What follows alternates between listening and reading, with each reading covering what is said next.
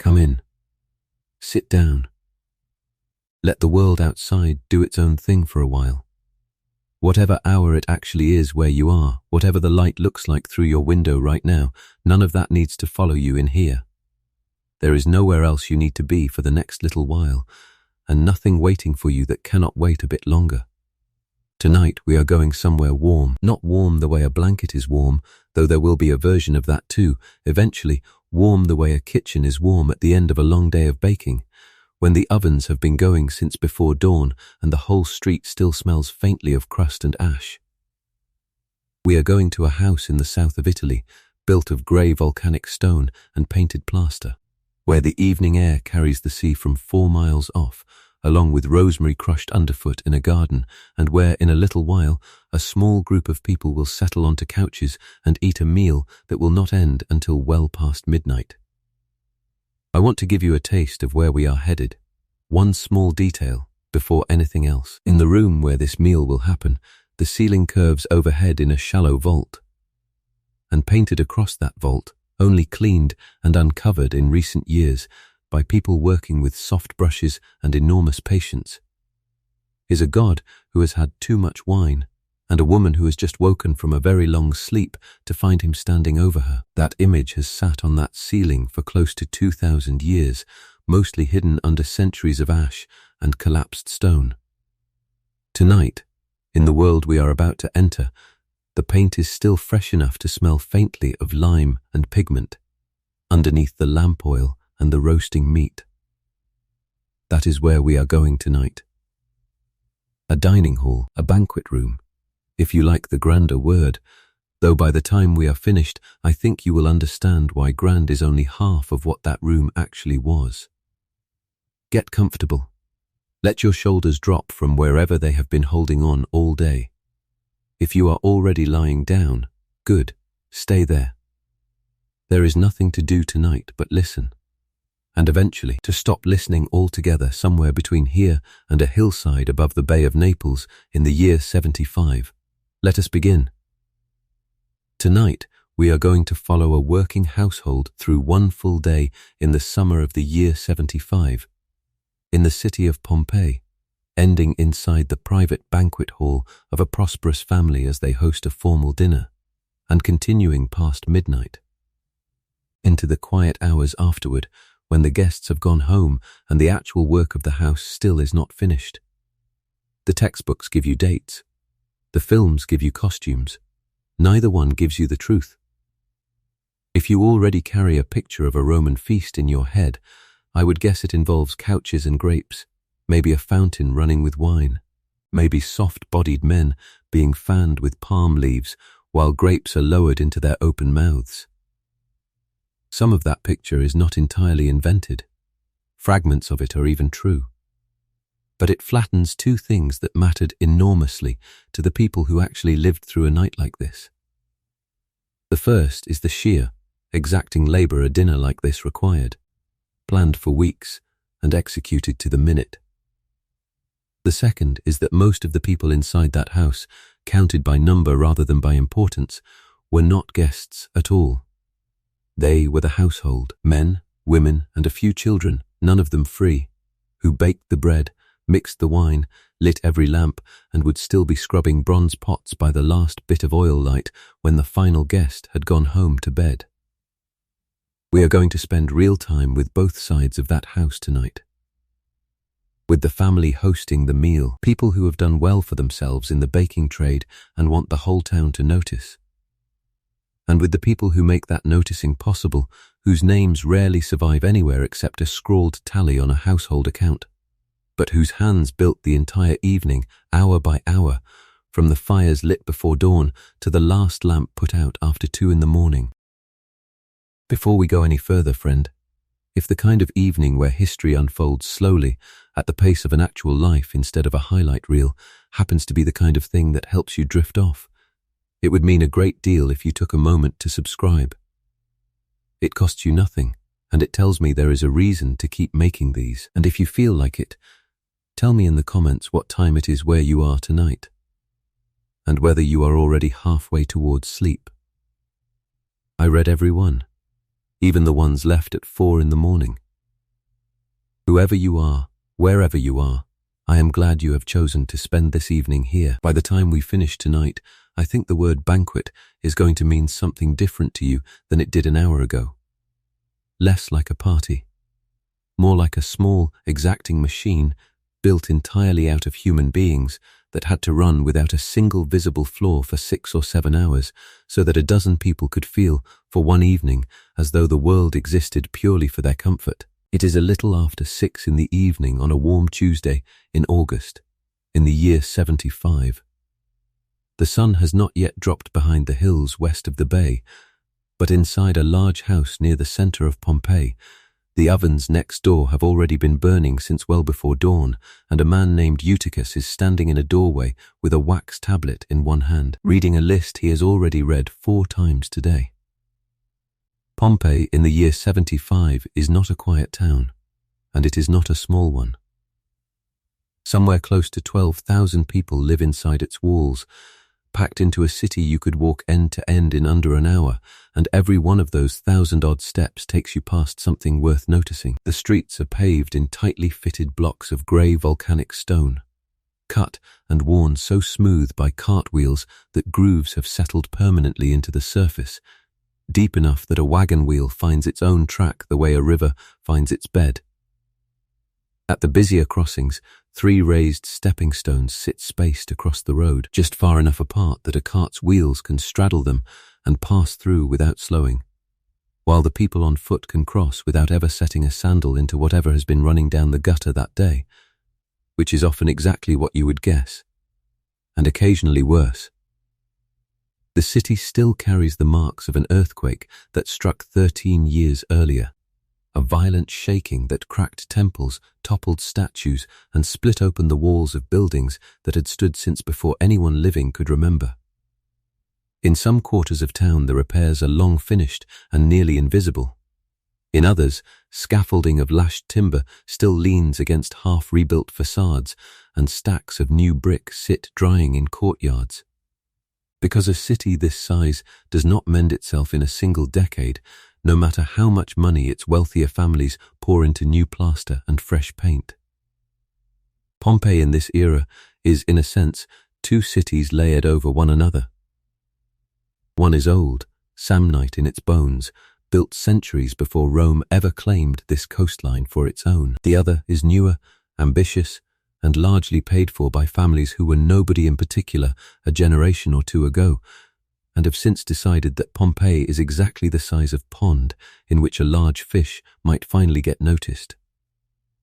Walk the main street toward the Forum at this hour, and the smells arrive before the sights do. Dust, first, kicked up by hooves and cartwheels and baked all day under a Campanian sun that does not fully let go of its heat until well after dark. Underneath that, the sharper tang of a bakery's ovens, 4 or 5 of them scattered through this quarter alone, each one filling its stretch of street with the smell of scorched crust and warm grain. Mixed in with the bread is something saltier and stranger, the fermented, faintly rotten smell of garum, the fish sauce that flavors nearly everything a Roman eats, brewing in shallow vats behind more than one shopfront, a smell that visitors from other parts of the empire often describe, not always kindly, as the true scent of Pompeii itself. And underneath all of it, if the wind turns even slightly, comes something gentler, salt air off the bay 4 miles to the west, carrying with it the faintest suggestion of the sea that most of this city's wealth ultimately depends on, since Pompeii's harbour moves grain, wine and oil in and out of Campania in quantities that keep half the town employed one way or another. Shopfronts line nearly every street at ground level, wide openings without glass, fronted by stone counters set with the mouths of large clay jars, dolia, sunk into the masonry to hold wine, oil, grain, or whatever a shopkeeper sells that day. A baker's counter smells different from a wine cellar's, which smells different again from the shop 2 doors down, selling hot stewed chickpeas to anyone walking past with an as or 2 to spare.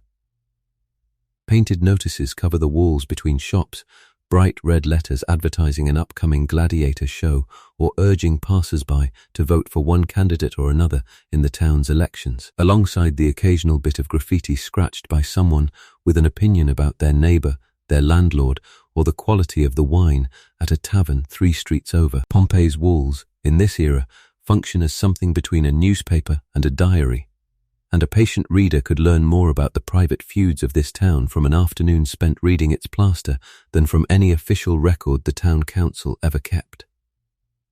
The economics of a place like this are worth pausing over, because they explain almost everything that will happen tonight. An unskilled labourer here, someone hauling stone for the ongoing repairs or working a shift at the docks, might earn somewhere around 3 or 4 sestati for a full day's effort, a wage close to what a soldier stationed nearby took home once his yearly pay was divided across the calendar. A loaf of plain bread from a corner bakery cost a small fraction of that. An as or two, cheap enough that going hungry in Pompeii was rarely about the price of bread itself, and almost always about the unreliability of having any coin at all on a given day. A skilled tradesman, a mason, a fuller, a baker, who owned his own mill and shop, might do considerably better, building toward the kind of modest fortune that could, over a generation or two, buy a family a real house instead of a rented room above someone else's shop. It is exactly this kind of fortune, built flour sack by flour sack, that has brought us to the house we are about to enter. Turn off the main street, down a narrower side lane where the noise of the crowd thins and the smell of baking bread grows stronger rather than fainter, and you reach a wide, arched entrance flanked by a run of shop fronts. On one side of that entrance sits a working bakery, a pistrinum, its interior dominated by 3 tall stone mills shaped like hourglasses, each one turned by a blindfolded donkey plodding in an endless circle while a slave feeds grain into the mill's upper basin and catches the ground flour as it falls. The heat from the ovens behind the mills reaches the street even now, in the cooling hours of early evening, and a faint haze of flour dust still hangs in the doorway's slanted light. This bakery belongs to the same family whose house lies just beyond it, connected by a narrow service passage that lets flour and firewood move between the two without ever touching the public street. And it is this connection, bread on one side of the wall and wealth on the other, that tells you almost everything about how this household came to be hosting a banquet at all. Beyond the bakery's shared wall, past a modest vestibule and an atrium open to the sky, where rainwater collects in a shallow basin lined with painted plaster, the house opens into something considerably grander than its street-facing bakery would suggest. A peristyle garden waits at the center, columns wrapping a courtyard planted with rosemary, myrtle, and a fig tree whose fruit will be picked, some of it, for tonight's meal. Somewhere near the garden's far corner, a small fountain trickles quietly, fed by lead pipe from the town's aqueduct, itself carried down from springs in the hills above the bay through a system of channels that Pompeii's engineers have kept running for generations. And past the garden, along its northern edge, stands a room whose ceiling has been under scaffolding for most of the past 2 months, only cleared away 3 days ago, its plaster still faintly cool and sharp-smelling where the final coat of paint has not quite finished curing. Keep walking a little further before we turn toward that house, because the city around it deserves at least one more look. Follow the main street a few hundred yards further and it opens into the Forum, a long rectangular plaza closed to cart traffic, ringed with temples and public buildings whose columns catch the evening light the way nothing on the narrower residential streets quite manages.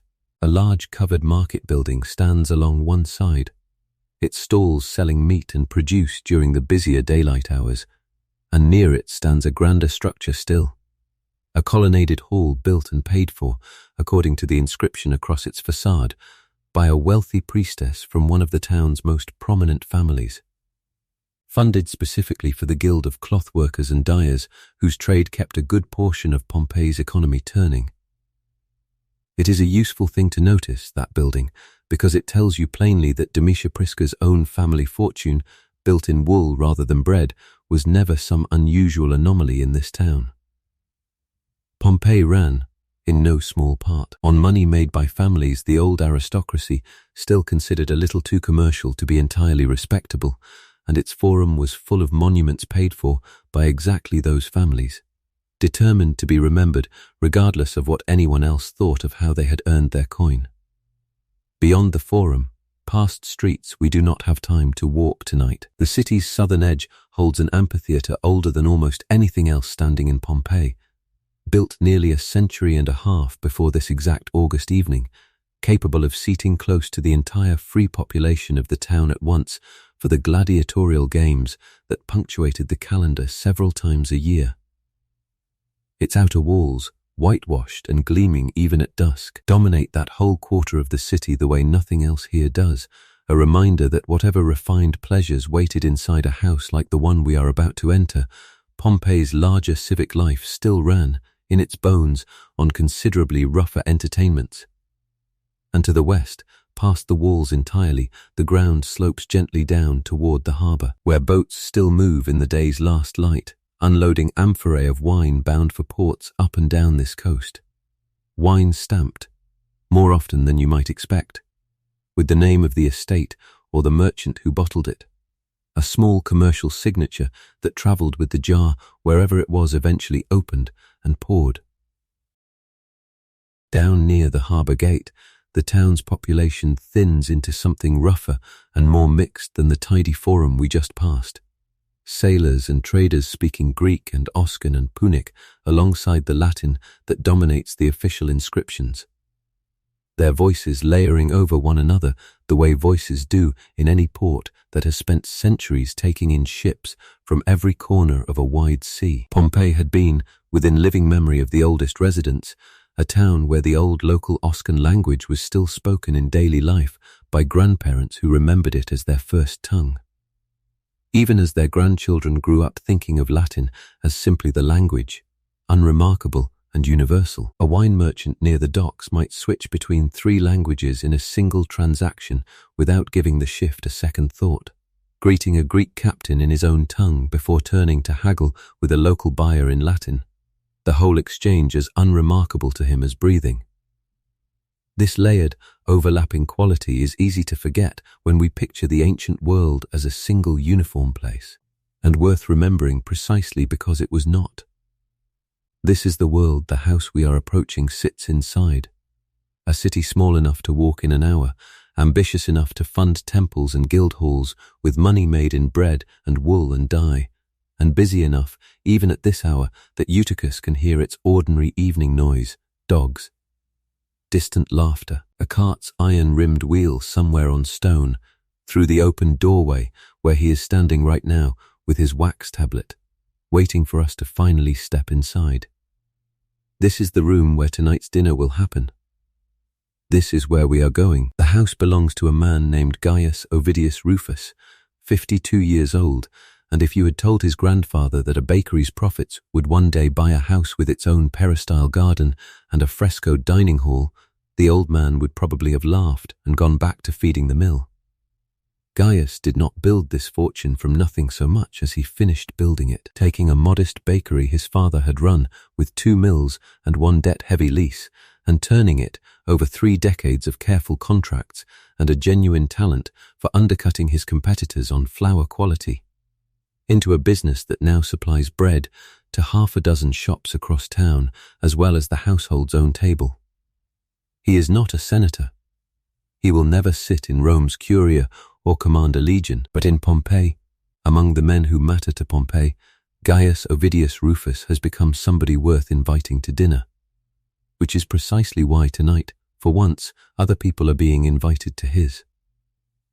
His wife, Domitia Prisca, is younger than him by a dozen years, the daughter of a wool merchant whose family connections mattered rather more to this marriage than any dowry did.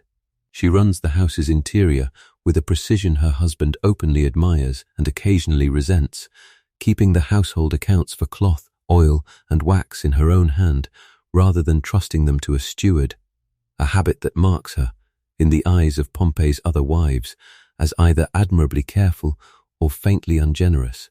depending on who you ask.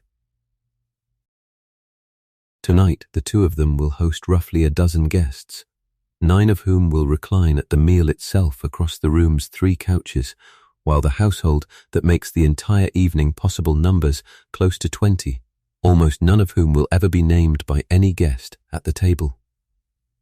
2 children complete the family, though only one of them is currently under this roof. Their son, 16 years old, was sent to Rome the previous year to study rhetoric under a paid tutor, an expense Gaius considers among the most important investments this household has ever made, since a polished command of public speaking, no matter how unreachable the office of Domver itself might remain for a freedman's line still working to shed that word entirely, opens doors that money alone cannot.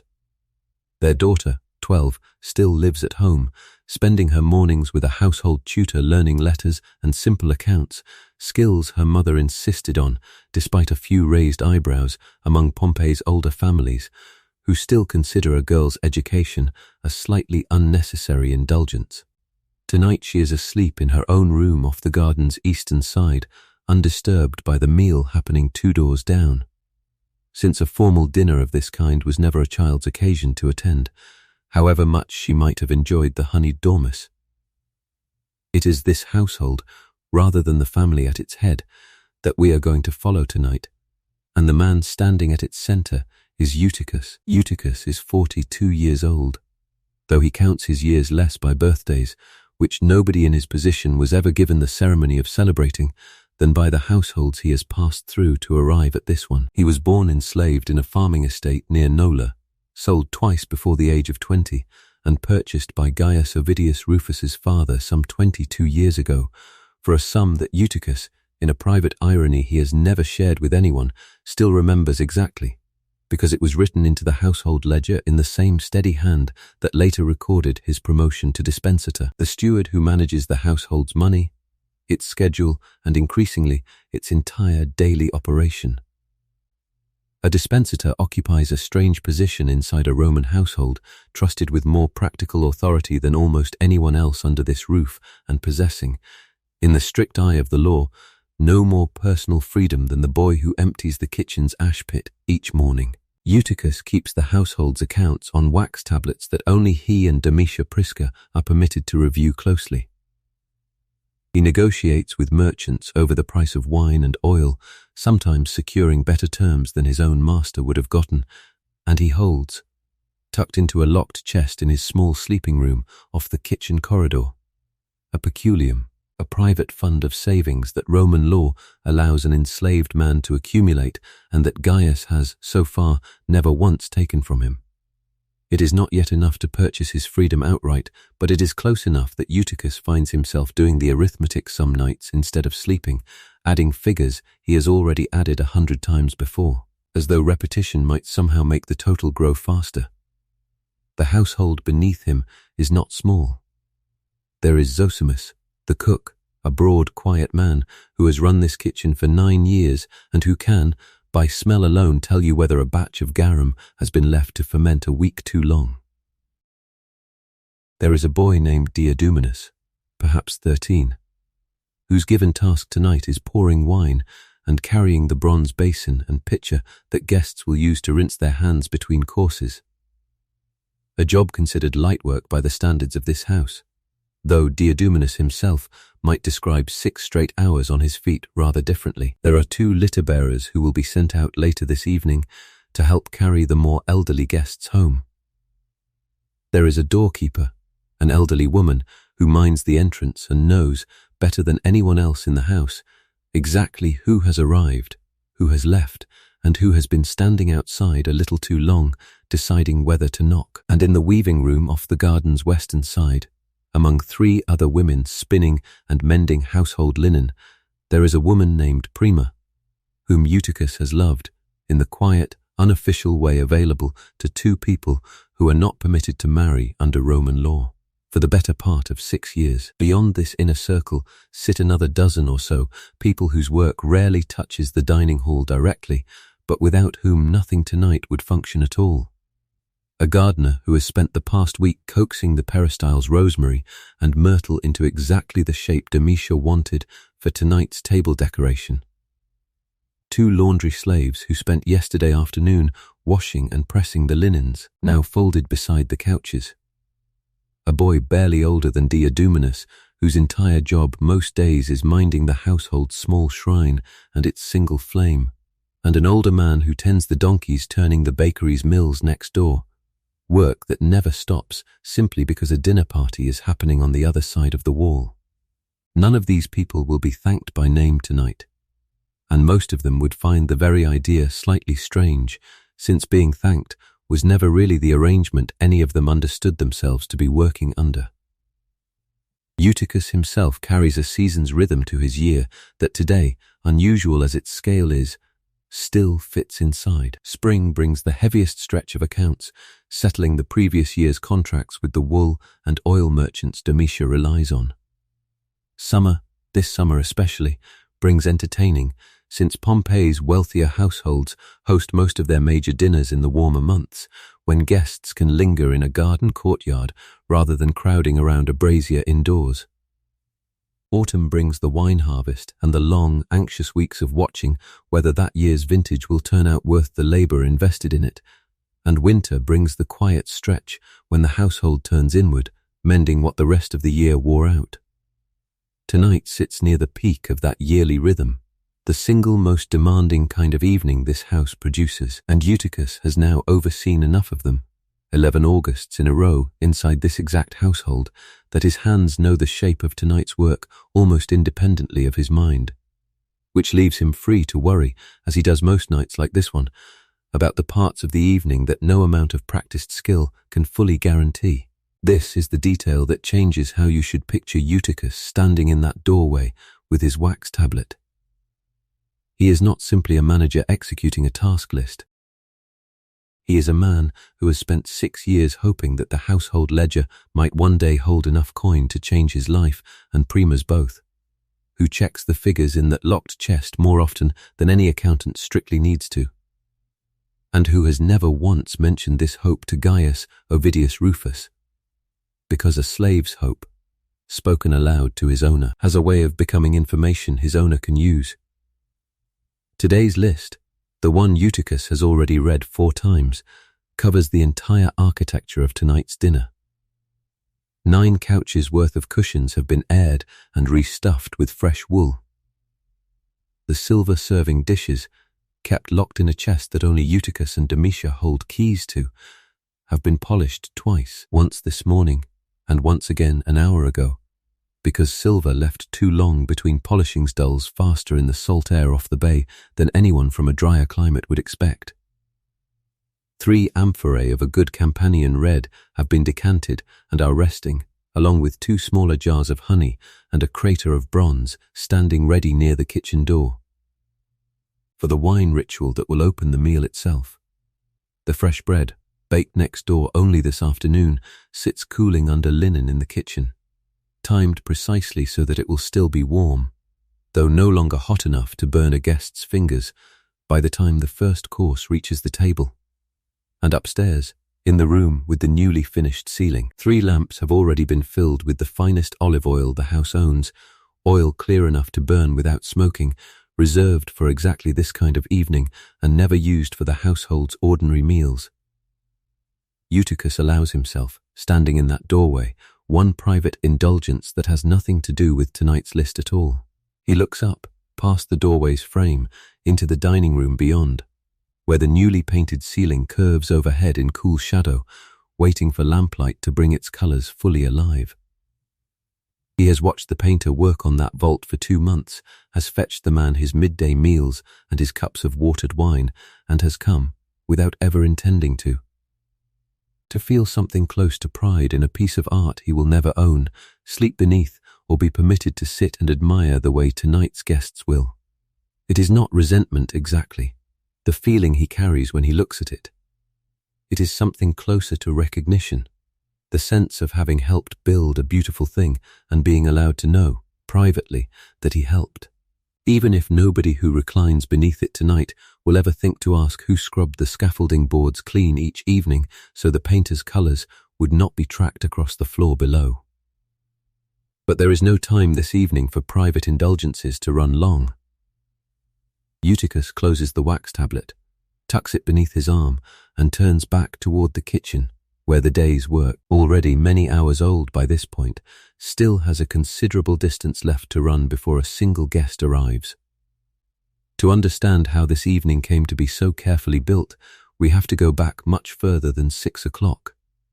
We have to go back to an hour before dawn, when this house's day actually began, in darkness, with the sound of a donkey's hooves circling a stone mill next door. It is the last hour before sunrise, and Eutychus is already awake, lying still for a moment on his sleeping mat in the small room off the kitchen corridor, listening to the sound that has woken him every working day for as long as he has lived in this house.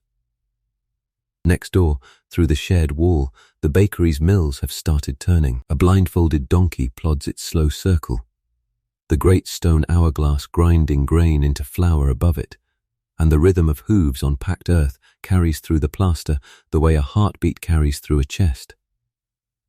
Eutychus does not need a rooster to tell him the hour.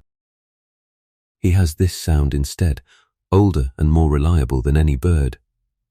He dresses in the dark, a plain wool tunic, nothing that marks him as anything other than what he is, and crosses the kitchen corridor to find Zosimus already awake ahead of him.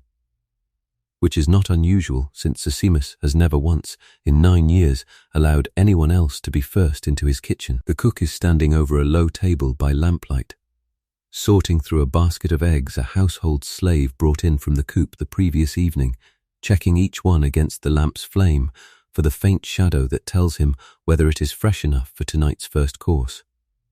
Beside the eggs sit a dozen small clay pots of garum, the fermented fish sauce that will season nearly every dish served tonight, and Zosimus lifts each lid in turn, drawing the smell toward himself with one cupped hand the way another man might sample a wine, discarding 2 pots whose ferment has gone slightly too far and setting the rest aside for later use.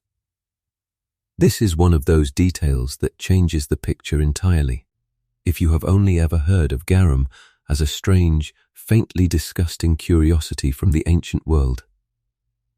To Zosimus, garum is not one substance but dozens, graded by age, by the fish it was made from, by how long it fermented in the sun before being strained and bottled. The finest grade, made from the blood and viscera of mackerel and aged under careful watch, sells for a price that would make a labourer's monthly wage look thin by comparison, while the roughest, cheapest grade, sold by the jugful to anyone with a few coins to spare, ends up thinned with water and served to households that will never taste the difference. Tonight's dinner will use the good grade, purchased 3 days ago from a merchant near the Forum whose family has made garum their entire trade for 2 generations, and Zosimus treats it accordingly, using it the way a careful cook uses salt rather than the way an unpracticed one dumps it over everything to hide a dish's other failings. Bread comes next, and here the household's whole arrangement reveals its logic plainly. Rather than sending a slave out to buy loaves from a stranger's bakery, as most households in this quarter must do, Gaius Ovidius Rufus simply walks the flour from his own mill straight through the shared wall into his own kitchen. And this morning, before the sun has fully cleared the rooftops, 2 of the bakery's workers carry through trays of dough already shaped and rising, destined for the household oven rather than the shop's public one. Fresh bread, still faintly warm from the second rising, will be served tonight, not because it is a luxury the family had to seek out, but because it is the one luxury this particular family happens to make for a living. By the time full daylight reaches the peristyle garden, the household has settled into the version of morning that belongs to people who work rather than people who are served. The slaves eat first and quickly. A simple meal of yesterday's bread, a handful of olives, and watered wine, taken standing in the kitchen corridor rather than seated at any table, because there is no time this morning for anything resembling leisure. Now, here is where most people get this wrong. picturing a Roman household's daily meals as some continuous parade of couches and grapes. The family upstairs eats almost as plainly at this hour, bread and a little cheese, nothing more, saving the day's real indulgence for the evening ahead, so that in the earliest hours of morning, master and slave in this house are, briefly, eating almost the same breakfast, though for entirely different reasons. Eutychus spends the next stretch of morning doing the arithmetic that keeps this whole evening solvent. He sends Diodomenus, the boy assigned to pour wine tonight, on his first useful errand of the day, a walk to the Macellum near the Forum to collect a basket of fresh figs reserved in advance with a fruit seller who owes Gaius a favor from a previous flower delivery. Diodomenus goes eagerly, glad of an excuse to be outside rather than practicing, as he will spend most of the rest of the day doing. The exact angle at which a pitcher of water should tilt over a guest's outstretched hands without spilling a single drop onto the floor, or, worse, onto a guest's lap. It is a skill that looks effortless only because someone spent months teaching a boy's wrist the muscle memory for it, one dry run at a time, using a bowl of plain water and Eutychus's own increasingly patient hands as the imaginary guest. While the boy is out, Zosimus turns his attention to the meal's centerpiece, a dish of dormice, small edible rodents fattened for weeks in a covered clay jar called a gliraeum, kept in a shaded corner of the garden and fed a careful diet of walnuts and chestnuts until their bodies have gone round and rich enough to be worth the trouble. This is one of those details that tends to surprise people, and it is worth pausing over rather than rushing past. Stuffed dormice, roasted and coated in honey and poppy seed, were a genuine delicacy at a Roman table of this class, considered a mark of a host who understood how to impress a guest without the vulgarity of simply piling meat onto a plate. Zosimus handles the small carcasses with the same unhurried focus he gave the eggs, stuffing each one with a mixture of ground pork, pepper, and pine nuts before setting them aside to roast later, closer to the hour the guests will actually arrive. Domitia Prisca, meanwhile, has moved into the dining room itself, checking the couches one final time before the household's afternoon work begins in earnest.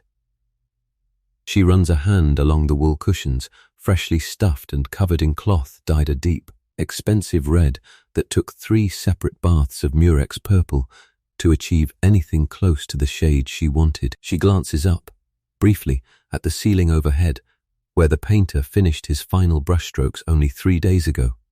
The god Dionysus rendered mid-stride across the vault, a wine cup tilting in one hand, while below him a woman named Ariadne lies, caught in the moment of waking from sleep to find him standing over her.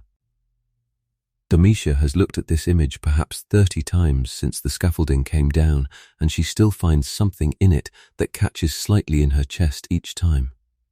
A feeling she has not fully named even to herself. Somewhere between pride in what her household commissioned and a private, unspoken worry that a guest more used to Roman refinement than Pompeian ambition might find the whole room a little too eager to impress. Before Domitia can finish that thought, a knock at the service door pulls Eutychus away from the dining room entirely. A fisherman has arrived from the harbour with the morning's catch, later than he promised, and the delay puts a small, ordinary strain into a morning that has no real room left to absorb one. Eutychus meets him in the narrow passage beside the kitchen, examining the mullet laid out on a woven mat, checking the clarity of each fish's eye and the firmness of its flesh the way Zosimus taught him years ago. Because a household this careful about appearances cannot afford to serve fish that turns even slightly before the evening arrives. The fisherman explains, apologetically, that a stretch of choppy water past the harbour mouth held the boats up longer than expected. A small, human inconvenience that nobody centuries later would think to record. And Eutychus, after a moment's inspection, accepts the catch anyway, negotiating the price down slightly as a quiet acknowledgement of the delay rather than out of any real anger about it. This is one of those unremarkable moments that never survives in any account of a Roman dinner, and it deserves a mention precisely because of how ordinary it is. Behind every course that will look effortless tonight sits a small negotiation like this one, invisible by the time the dish reaches the table, absorbed so completely into the day's larger current that not even the household itself will remember it by tomorrow. There is a quieter ritual that threads through this same stretch of morning, easy to miss beside the fish and the figs and the roasting meat, though it matters just as much to the household performing it. Near the atrium's edge stands a small shrine, a lararium, painted with the household's guardian spirits, and fitted with a modest niche holding a few small bronze figures. And before the day's work truly consumes the house, Demetia Prisca stops there herself, unhurried, to make a small offering, a splash of wine poured onto the shrine's little altar, and a murmured request, more habit than desperate prayer, that tonight go well. Eutychus, passing behind her on his way back from the fish delivery, pauses out of long practice rather than any deep conviction of his own. Since a household's lares were understood to watch over everyone living under its roof, regardless of their legal status, master and slave alike falling under the same modest, everyday protection. He does not know, and has never quite decided how much of this ritual he actually believes. But he bows his head briefly, all the same. Because 6 years of hoping quietly for a specific outcome of his own has taught him not to dismiss any gesture, no matter how small, that might tilt fortune even slightly in a favorable direction. There is more to understand here about what a household like this one was actually attempting, and it deserves a moment of its own before we go further into the day. A dinner like tonight's did not simply cost money. It was, in a very real sense, built entirely out of the gap between what things were worth and what most people in Pompeii could ever hope to spend on them in a lifetime, and Gaius Ovidius Rufus knew that gap intimately, because he had spent 30 years standing on the poorer side of it before he crossed over. Start with the garum sitting in those small clay pots on Zosimus's table. The elder Pliny, writing not long after this period, claimed that the very finest grade of the sauce, made under exacting conditions and aged with real patience, could be worth nearly its weight in costly perfume, a comparison meant to sound absurd and largely succeeding. Most households in Pompeii bought the ordinary grade, thinned and inexpensive, the kind sold by the jugful near the docks to anyone with a spare as or two. What Zosimus opened this morning was neither of those. It was a middling premium grade, still well beyond what a labourer's household would ever season its bread with, purchased specifically because tonight's guests would recognise the difference on the tongue, even if they could never have explained, in words, exactly what they were tasting. The silver serving dishes locked in Eutychus's chest tell a similar story, only louder. A modest household in this period might own a few pieces of silver plate as an investment as much as a possession, since silver held its value in a way that coin, subject to periodic debasement by whichever emperor currently needed to pay his soldiers, did not always manage. A full set of dining silver, cups, serving platters, a decorated mixing bowl for wine, could run into many thousands of sesterti. A sum that would take an unskilled labourer decades of steady work to earn, assuming he never once got sick, never once went a day without employment, and never once spent a single sestertius on anything but the barest survival. Gaius Ovidius Rufus owns such a set, has owned it for 11 years, and tonight, for the first time in several months, every piece of it will actually be used at once. There is a specific strand of Roman literature from almost exactly this period that understood this gap perfectly, and it is worth mentioning here, because it tells you that the pattern we are describing was not some quiet, invisible thing that historians had to dig up centuries later. Contemporary writers noticed it themselves, and mocked it, openly, in works written for exactly this kind of household to read and possibly wince at. A satirical novel circulating not long before tonight's dinner, centered on a wealthy freedman named Trimalchio, built its entire comedy around a former slave who had made a fortune and now could not stop his dinner parties from tipping into spectacle silver dishes stamped with his own initials. A whole roasted pig carved to reveal sausages hidden inside it, guests half embarrassed and half delighted by the sheer excess of it all. Gaius has almost certainly heard of this book, or at least the stories about it, and it is not hard to imagine him wincing slightly at the comparison even as he polishes his own silver one more time before tonight.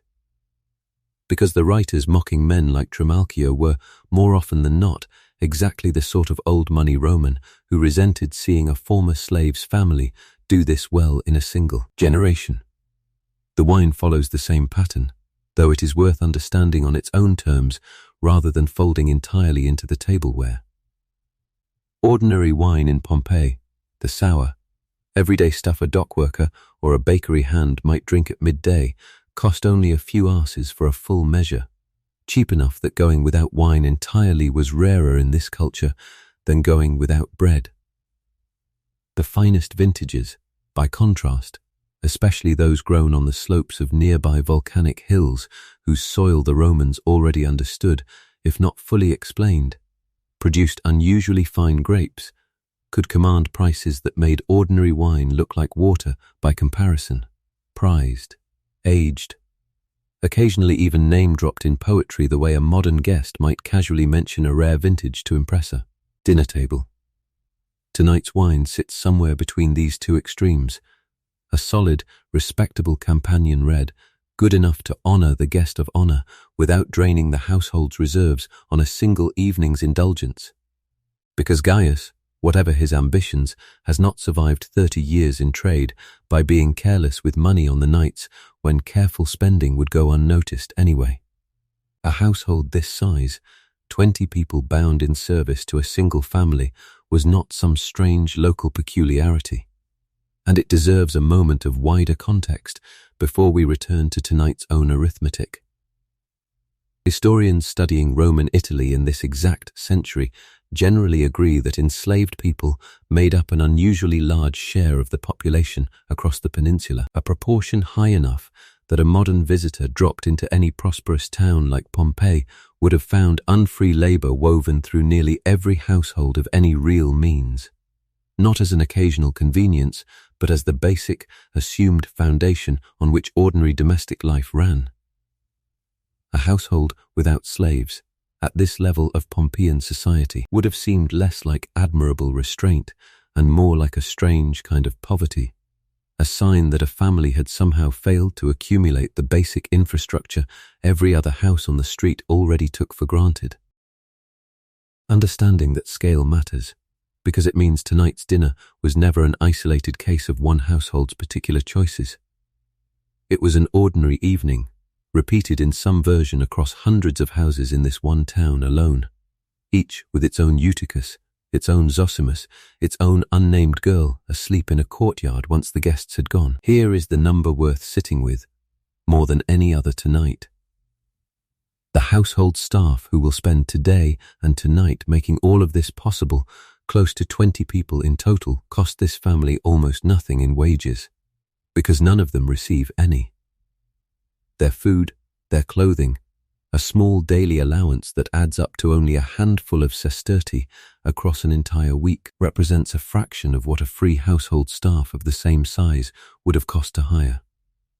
Eutychus's own peculium, the private savings he has spent 6 years slowly building, exists entirely at his master's discretion, tolerated rather than guaranteed by any law that would force Gaius to honor it if he ever chose not to. This is the quiet arithmetic sitting underneath every course that will be served tonight. The garum, the silver, the wine, the frescoed ceiling itself, all of it purchased with money that a business built substantially on unpaid labor, no matter how respectably run, no matter how fair by the standards of its own time, was uniquely positioned to generate and keep. For Eutychus, none of this arithmetic is abstract. He has done the sums on his own life often enough to understand exactly how the same efficient logic that makes tonight's dinner affordable for his master is the identical logic keeping his own peculium a hair's breadth short of what he would need to buy himself, and, if Gaius ever agreed to sell her to him as well. Prima out of this household entirely. He does not resent the dinner itself, not exactly. He has helped build too many of these evenings to feel much beyond professional pride when one goes well. But he understands, in a way, none of tonight's guests reclining on freshly stuffed cushions ever will. precisely what an evening like this costs, and precisely who is paying for it in currency that never once appears on any household ledger. Even the couches themselves, the physical furniture of tonight's meal, carried this same quiet arithmetic inside them. A proper set of dining clini, their frames fitted with bronze at the corners and sometimes inlaid with a thin edge of tortoiseshell or ivory for a household determined to impress, cost considerably more than the plain wooden benches an ordinary Pompeian family ate on, and the cushions covering them mattered every bit as much as the frames beneath.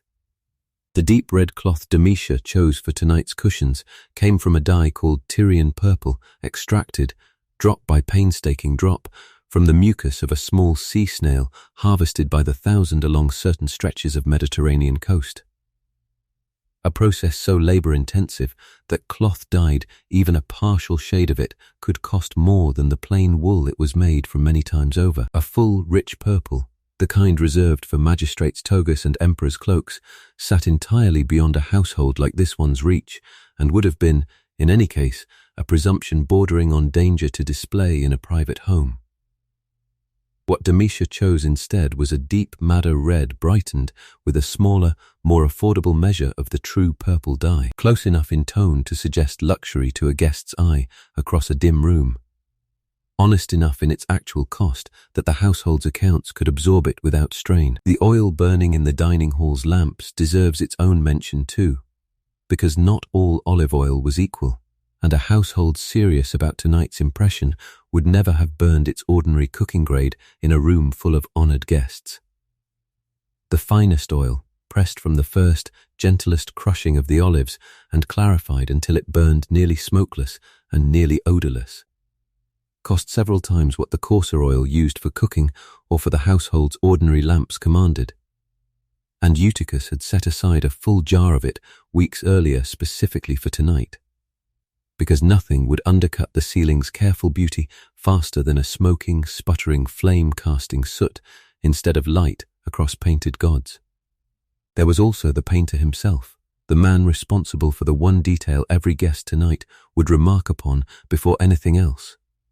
Fresco painters of real skill were not idle artists working for glory alone. They were tradesmen, often freedmen or even enslaved specialists themselves, contracted for a fee and a daily allowance of food, working from pattern books of mythological scenes that could be adapted to whatever a client wanted and whatever a ceiling's own curve allowed. 2 months of steady work on a vault this size, mixing pigments fresh each morning since true fresco had to be painted onto wet plaster before it dried, would have cost Gaius a sum well into the thousands of sestertiae once labor, materials, and the scaffolding itself were tallied together. A genuinely serious expense for a household of this size, undertaken because Gaius had judged, correctly as it turned out, that a room capable of making a sitting Domvia stop mid-sentence to look upward was worth nearly any price a household this successful could reasonably absorb. The morning is not finished yet, and there is still a great deal of the day left before a single guest arrives at the door. It is noon, and the heat over Pompeii has settled into the thick, unmoving kind that makes the whole town slow down whether it intends to or not. Cicadas keep up a steady rasp from the garden's fig tree, loud enough that Demetia Prisca has to raise her voice slightly to be heard across the peristyle, where she stands with Eutychus reviewing the seating for tonight's meal one final time, a wax tablet passed between them like a small, quiet negotiation neither wants to get wrong. This part of the day's work rarely gets described honestly, and it deserves more than a passing mention, because a Roman dinner party did not seat its guests by whim or friendship the way a modern host might. 3 couches make up this room, each holding 3 diners, and each couch, each single position on each couch, carries its own weight of rank that every guest walking through the door tonight will silently register within seconds of being shown to their place. The position of highest honor, the locus consularis, sits at the end of the middle couch, positioned so its occupant can speak easily with the host and be seen easily by the entire room. And tonight that place has been reserved for Titus Vedius Seller, a local magistrate whose good opinion matters enormously to a family still working to be seen as more than merely wealthy. Demetia has already decided, and Eutychus is simply confirming that an older cousin of Gaius will take the position lowest in standing, the far end of the couch nearest the door, a seat with a perfectly good view of the room and considerably less honor attached to it. A distinction the cousin will notice immediately, and everyone in this house already knows, complain about quietly to his wife on the walk home, regardless of what anyone does to soften it. Now here is where most people get this wrong about evenings like this one. The word banquet tends to summon an image of loose, indulgent chaos, guests sprawled without order, wine flowing without limit. The reality, at a household working as hard as this one is to be taken seriously, was closer to a performance with a script every party involved had memorized since childhood. Where you reclined told the room exactly how much you mattered to your host. How quickly your cup was refilled told you the same thing in reverse. Even the order in which dishes reached each couch carried its own quiet grammar. The guest of honor served first as a matter of course, the household's own family occasionally served just after, in a small deliberate signal that tonight, at least, hospitality outranked even blood. There is a particular hour of a Pompeian August afternoon when the whole town, by custom and by simple physical necessity, slows nearly to a stop. And it is worth noticing exactly who this slowing actually applies to. Gaius Ovidius Rufus retreats, for perhaps an hour, to a shaded room off the peristyle, dozing lightly through the worst of the midday heat the way most of his class would, since a man of his standing was not expected to push through the hottest hours the way a labourer had no choice but to. Demetia rests too, briefly, though not before leaving Eutychus a final list of small adjustments she once made before evening.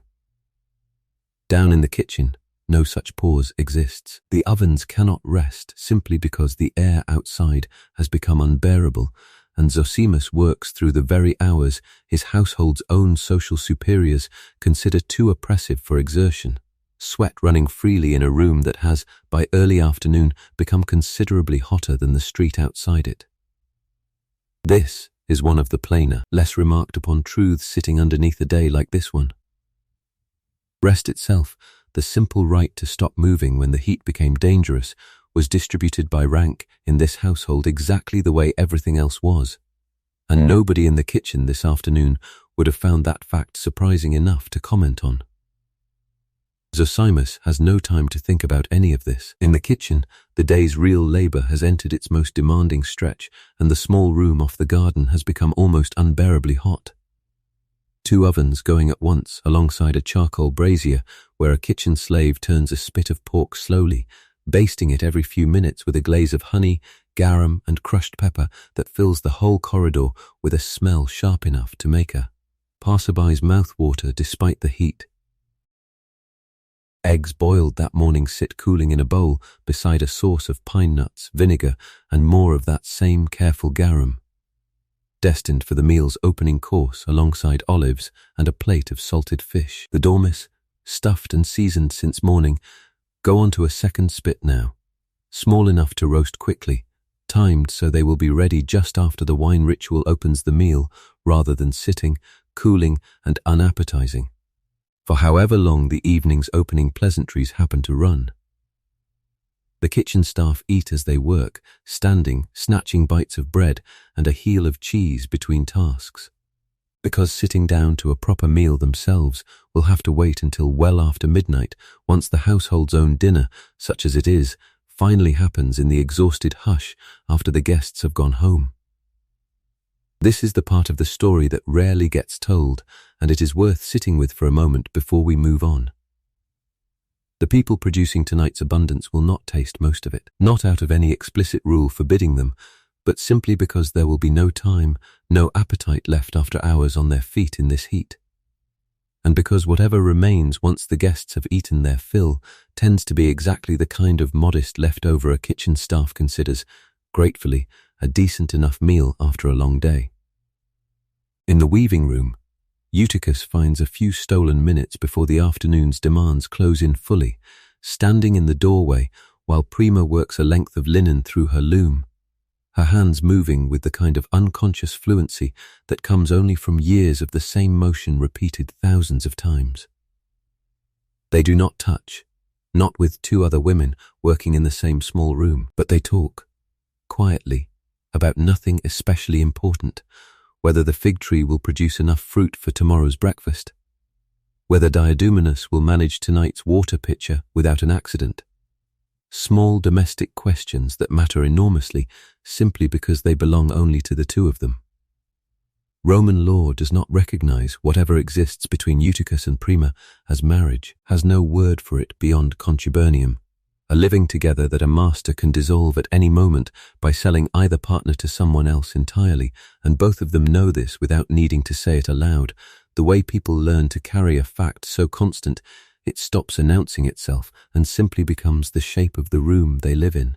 There is a persistent modern image of the Roman dinner party that deserves to be corrected plainly while we are on the subject of what actually happened inside rooms like this one. Guests did not, as popular legend likes to claim, retreat to a special room called a vomitorium between courses in order to make room for more food. That word describes something else entirely, an architectural term for the passageways through which crowds entered and exited an amphitheatre, named for the way they seemed to disgorge people all at once, rather than for anything to do with a Roman dinner table. The confusion says more about later centuries eager to imagine Roman excess as cartoonishly grotesque than it does about anything that actually happened at a meal like tonight's. A dinner such as this one moved slowly, deliberately, across many courses, precisely so that a guest could pace themselves through hours of eating and drinking without ever needing anything so dramatic. Moderation, at least in outward appearance, mattered a great deal to a household trying to look refined rather than merely rich. By early afternoon, the household's preparations have entered their final, most exacting stage.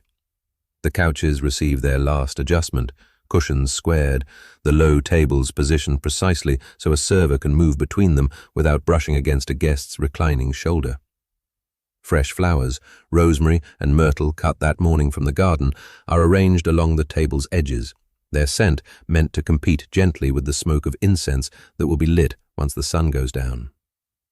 Diadumenus practices his pitcher one final time under Eutychus's patient eye.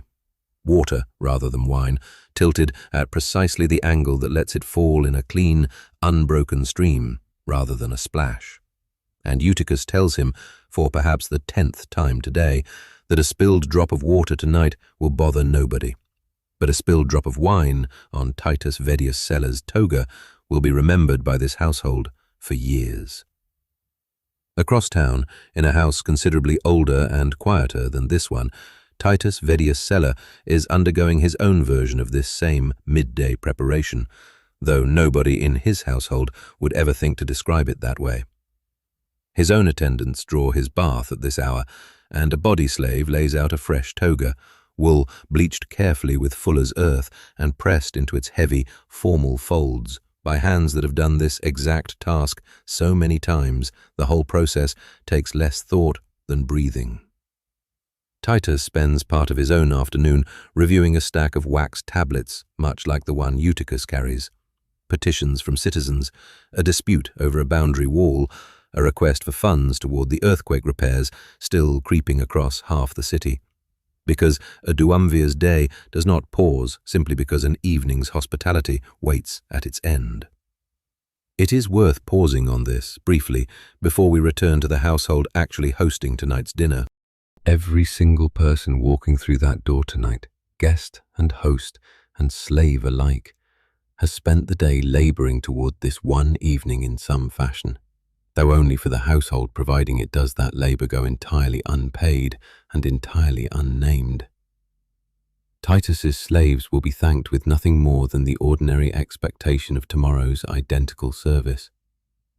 The difference between his household and the one hosting him tonight is a difference of degree, not of kind, And it is worth remembering that fact once the couches finally fill with guests who all, in their own way, arrived here on someone else's labor. There is more to understand here about who Titus Vedius Sella actually is, and why this household has staked so much of tonight's careful planning on a single man's good opinion, before we follow the day into its final and busiest hours. Titus Vedius Sella holds one of Pompey's two highest elected offices this year, a duumvir, chosen, as the town's magistrates always were, through a campaign season whose fingerprints are still visible on half the walls we passed earlier tonight, painted endorsements urging citizens to trust this candidate's judgment or that one's honesty. He did not become a magistrate by wealth alone. Pompey's political life ran on a web of patronage that bound its wealthier families together in a lattice of favors owed and favors collected. And a man in Titus's position needed the visible support of families exactly like this one. Families with money, useful trade connections, and a genuine interest in being seen standing beside him in public. Hosting Titus at dinner tonight is not simply hospitality. It is an investment, a quiet public signal that Gaius Ovidius Rufus belongs to the circle of men whose friendship a rising magistrate finds worth cultivating. And Titus's attendance, in turn, tells Pompey that a bakery fortune has become respectable enough to be worth his evening. This is precisely the kind of arrangement that made the fresco overhead, the one Domitia keeps glancing up at, so much more than mere decoration. Let us stop here for a moment and talk about what that ceiling is actually doing, because it is woven through everything else we have watched today. The scene painted across the vault tells a story every guest tonight will recognize instantly.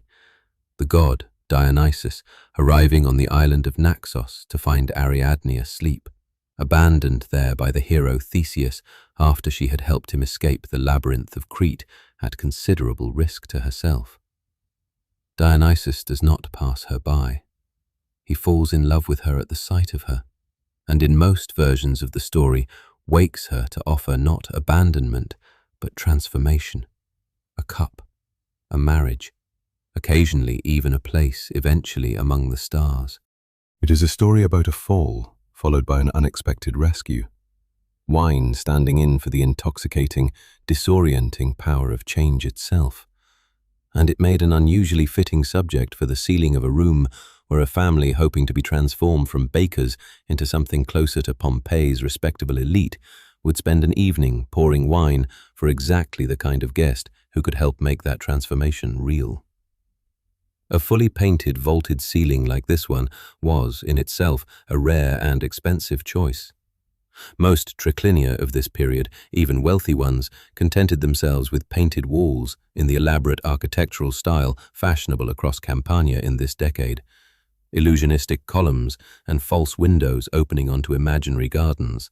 Small mythological scenes, framed like paintings, hung on a wall that was never actually there. A ceiling, curved, difficult to reach, demanding a painter comfortable working above his own head for weeks at a stretch, cost considerably more in both money and time, which is exactly why Gaius commissioned one.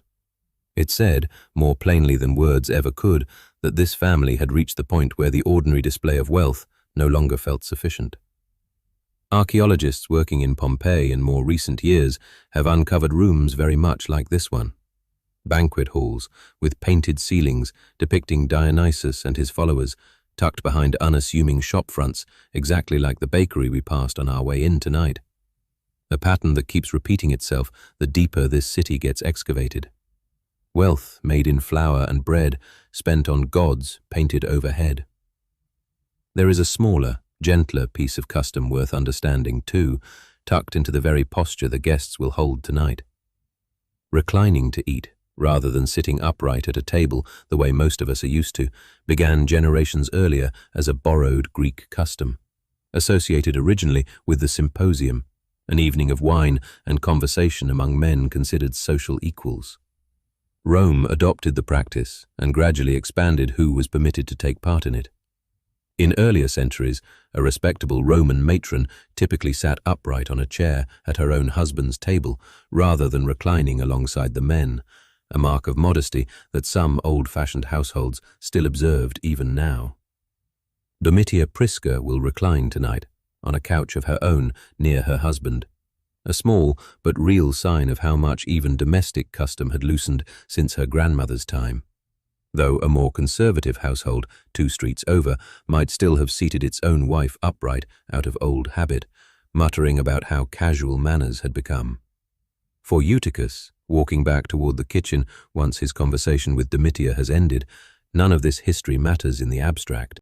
What matters is that a single evening's success or failure could shape this family's standing for years, and that his own position inside this household, his hope of one day finishing the arithmetic that sits in that locked chest, depends in no small part on Gaius Ovidius Rufus continuing to prosper exactly the way tonight is designed to prove he has.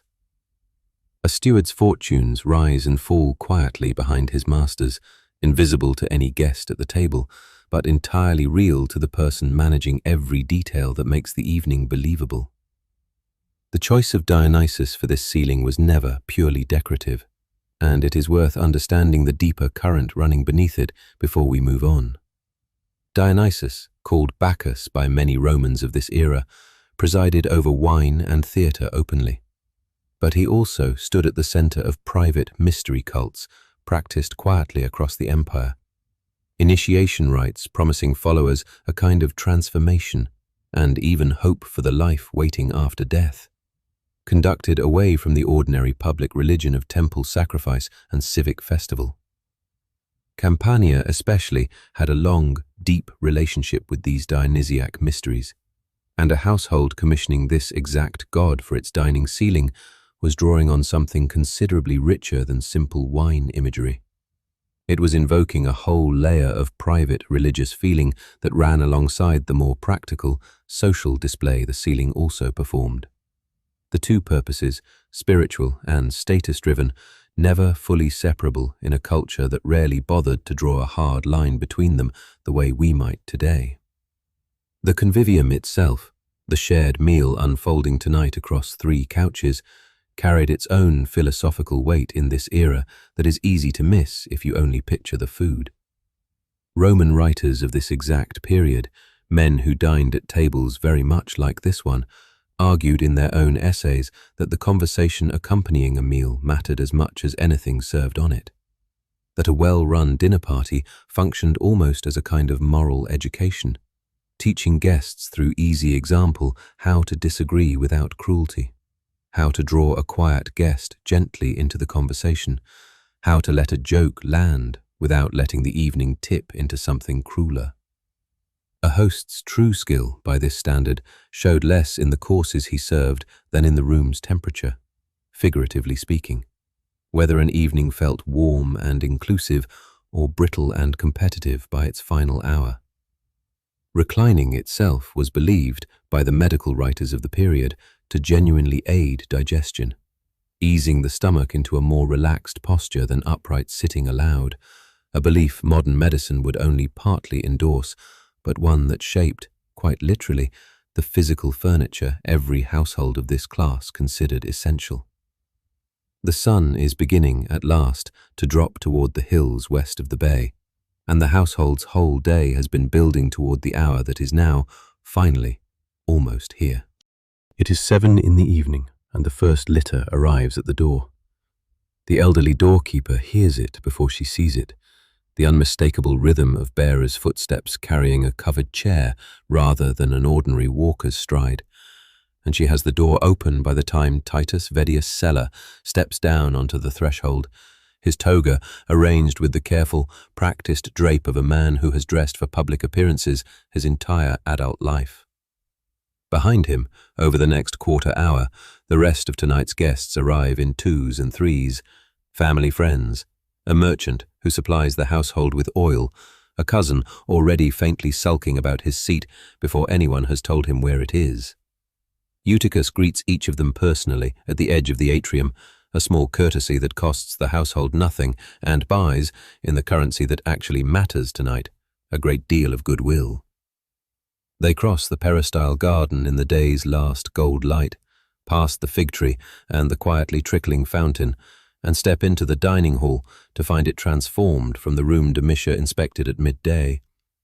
Every lamp has been lit, small bronze vessels of olive oil burning clean and nearly smokeless, their flames catching the ceiling overhead and pulling colour out of it that no daylight ever could. Dionysus and Ariadne seem almost to move in that shifting light, the god's cloak rippling, the goddess's sleeping face caught somewhere between shadow and gold.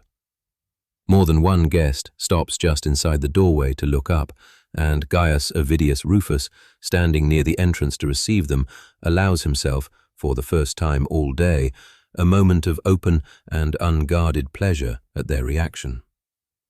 The guests take their places on the 3 couches in exactly the order Eutychus and Domitia settled at midday. Titus Vedius Sella reclining into the locus consularis with the easy assumption of a man who has occupied that position at 100 other dinners. Gaius taking the couch's far end, where he can speak to his guest of honor without raising his voice. Diadumenus moves among them with the bronze basin and pitcher, offering water for each guest's hands before anything else happens, a ritual as much about welcome as about cleanliness, and his hands, after a full day of practice, do not spill a single drop. The meal opens the way every meal like this opens, with wine mixed rather than poured neat, because drinking wine unmixed with water was considered, among Romans of every class, a habit closer to barbarism than refinement.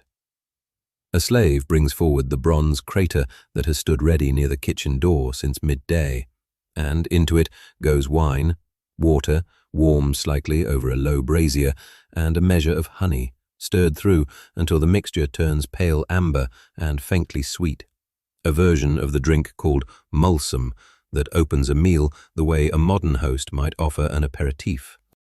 Before a single cup reaches a guest's lips, Gaius tips a small measure of his own wine onto the floor beside his couch, a quiet libation to the household gods whose painted shrine we passed earlier tonight.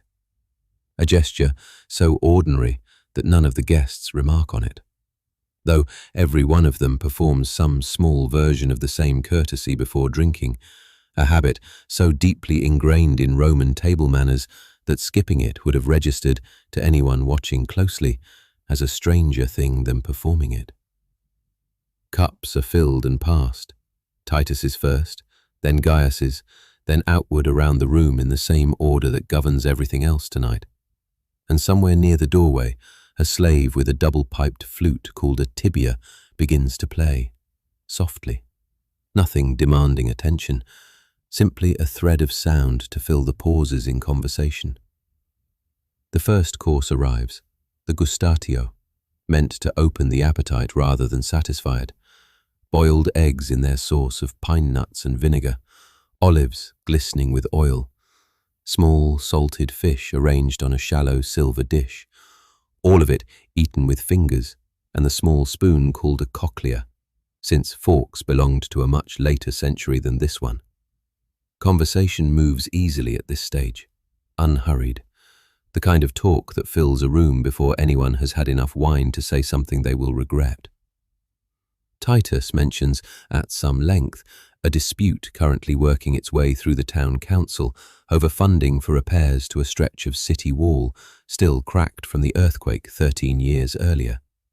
And Gaius listens with the careful, attentive interest of a man who understands that being trusted with this kind of civic gossip is itself a form of social currency.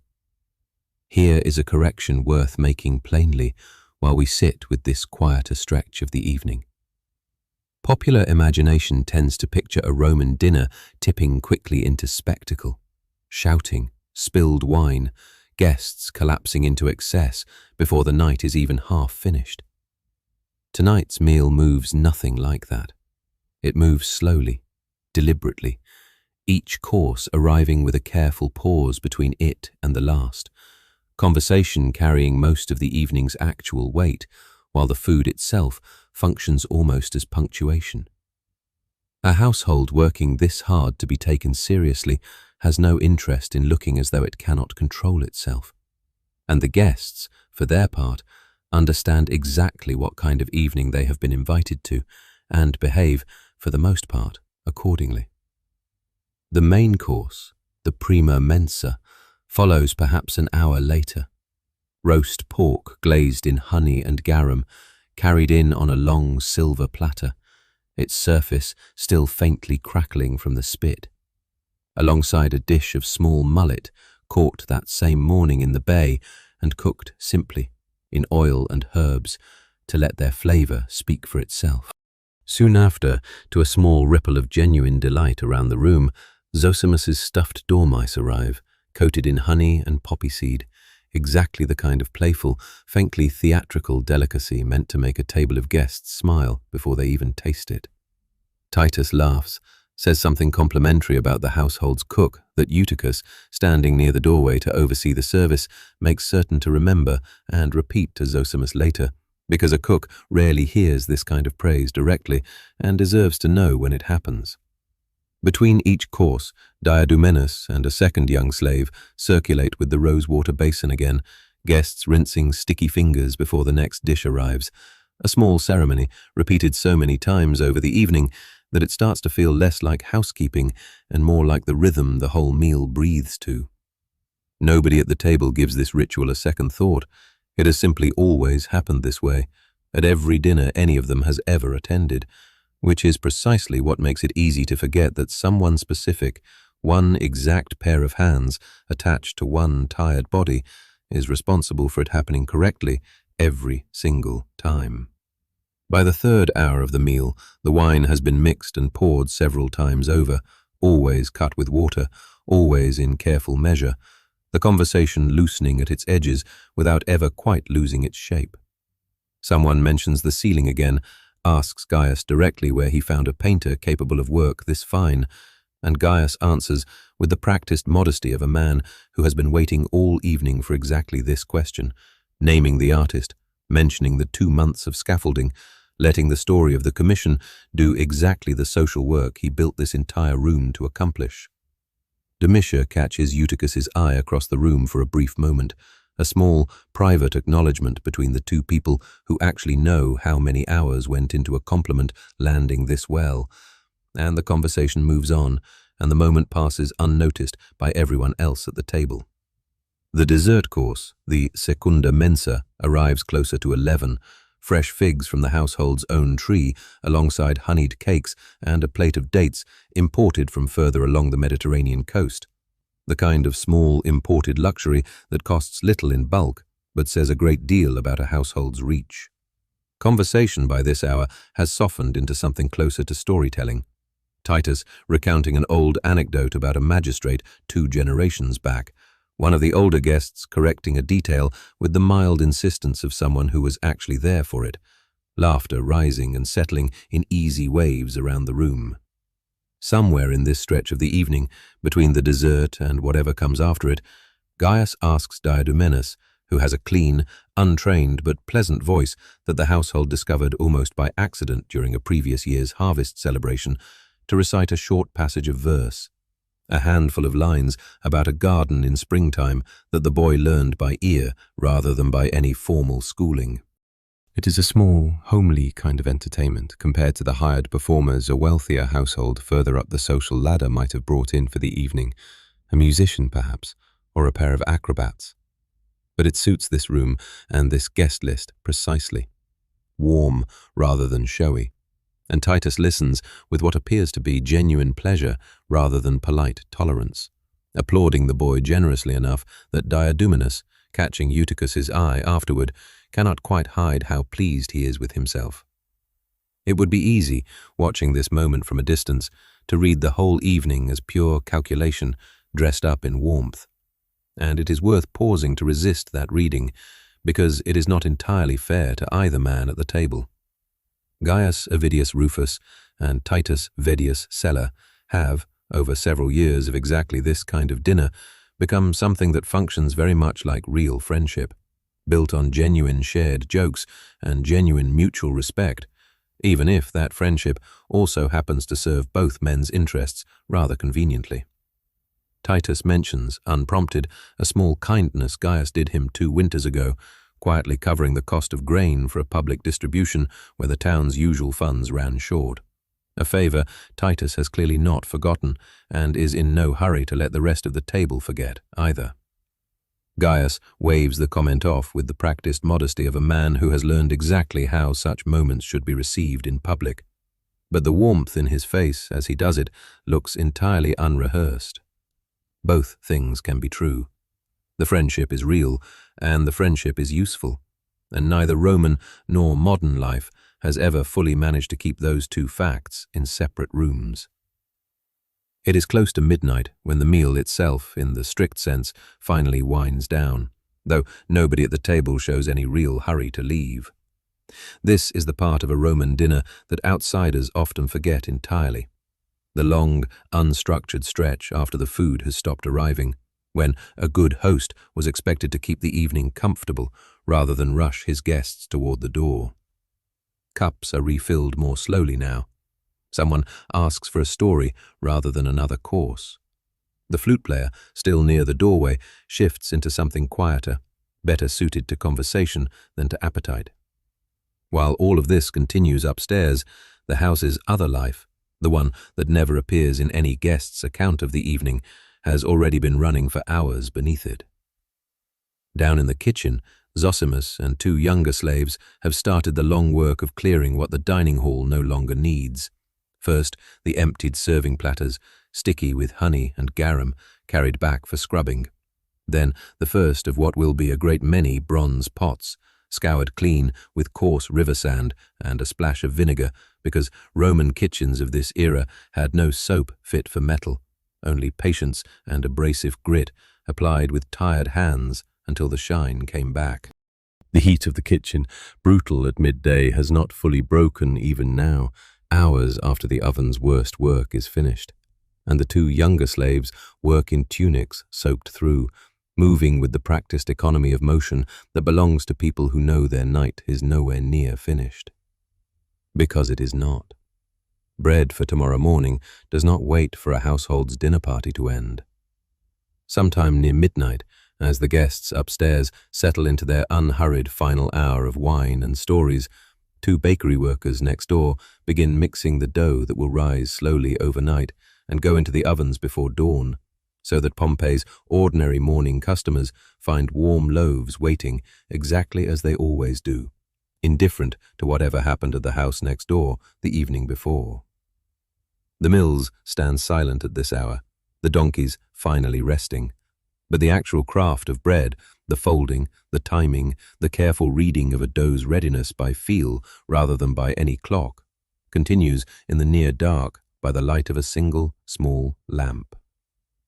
Back in the dining hall's own kitchen, once the last of tonight's dessert plates have been carried down and scraped clean, one of Zosimus's younger helpers takes up a stiff bundle of twigs bound into a broom and begins sweeping the small mosaic floor near the hearth, clearing crumbs and spilled honey before they can harden overnight into something considerably harder to clean tomorrow. It is unglamorous work, the kind that leaves no trace of itself by morning beyond a floor that simply looks the way a floor is supposed to look. And it happens anyway. Every single night this kitchen operates, whether or not 30 guests dined upstairs or the household ate alone in near silence. Elsewhere in the house, the same quiet maintenance continues, a lamp refilled here, a door checked there, the small, unglamorous upkeep that never appears in any account of a Roman evening because it was never meant to be noticed in the first place. This is the plain, unglamorous truth sitting beneath every gleaming report you have ever read about Roman luxury.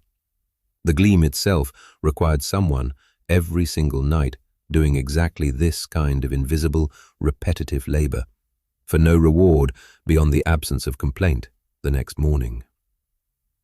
In the courtyard between the kitchen and the garden, a girl too young to have been given any real responsibility at tonight's dinner moves quietly among the abandoned couches and low tables that spilled out earlier for the guests' litter-bearers, gathering stray wine cups left behind in the evening's slow wind-down, stacking them carefully so as not to chip the good ones. We do not know her name. No record of a household this size, this far from any family whose letters survived the centuries, was ever likely to preserve it. I want to pause here, because it is worth sitting with what we can and cannot say about a life like hers, rather than rushing past it the way history usually does.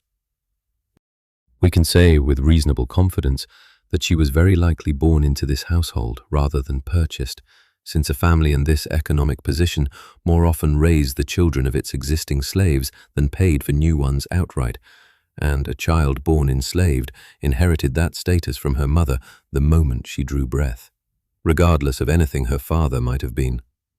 We can say, just as plausibly, that she might instead have arrived here as a very small girl from somewhere else entirely, sold alongside her mother in a hard year when a poorer family further out in the Campanian countryside could not feed every child it had.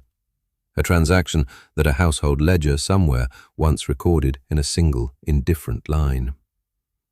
Or we can imagine a third possibility, quieter and sadder than either, that she had no mother in this household at all, that she arrived alone, purchased young and cheap precisely because a small child's labor cost so little to acquire and so little to maintain, and grew up knowing this kitchen and this garden as the only home she had ever been permitted to remember. We will never know which of these three lives was actually hers. What we can know with total certainty is that she is standing in that courtyard tonight, under the same full moon that is falling at this exact hour across the roofs of every house in Pompeii, rich and poor alike, indifferent to any of it. That single fact is worth holding on to for a moment. Whatever separated the guests reclining upstairs from the girl gathering their abandoned cups below, in that one dinner's economics, in status, in the sheer unfairness of who got to enjoy tonight and who simply built it, the moonlight did not care. It fell the same way on the tiled roof over the triclinium and on the low courtyard wall where she stood. Both lives, however differently they were being lived out at this exact hour, were unfolding under precisely the same quiet Mediterranean sky. Upstairs, the evening is finally, gently, beginning to end. Before we follow it all the way to its close, there is something worth understanding about the wider currents moving underneath a household like this one in the year 75. Forces far larger than one dinner party that were quietly reshaping what a family like this could become. Rome in this decade was recovering from a bad stretch of its own. Only 6 years earlier, the empire had cycled through 4 different emperors in a single chaotic year, a period of civil war and uncertainty that shook confidence in the whole imperial system. Vespasian, the general who finally emerged from that chaos to found a new ruling house, brought with him a style of rule that suited a family exactly like the one hosting tonight's dinner rather well. He had, famously, come from a family of unremarkable provincial standing himself, a background that made him considerably more sympathetic to hard-working, ambitious commoners than an old aristocratic dynasty might have been, and his reign quietly rewarded exactly the kind of steady commercial success that had built this bakery fortune in the first place. Men like Gaius Ovidius Rufus were, in a very real sense, Vespasian's natural constituency, prosperous, provincial, and eager to be recognized. That recognition, though, had firm limits, and understanding them tells you a great deal about why tonight's dinner mattered so much to this household. Roman law drew a hard line between the freeborn and the freed, and no amount of money ever fully erased it. A former slave, no matter how wealthy he became, no matter how many bakeries or houses he came to own, could never hold the office of duumvir that Titus Vedius Sella held this year, could never sit in the town council as a full decurion, could never entirely shed the word libertinus that followed a freedman through every legal document he ever signed. If Gaius himself carried that word, inherited from his own father's manumission a generation back, or if it belonged instead to his grandfather, the specific rung of that ladder mattered less than the general shape of the climb.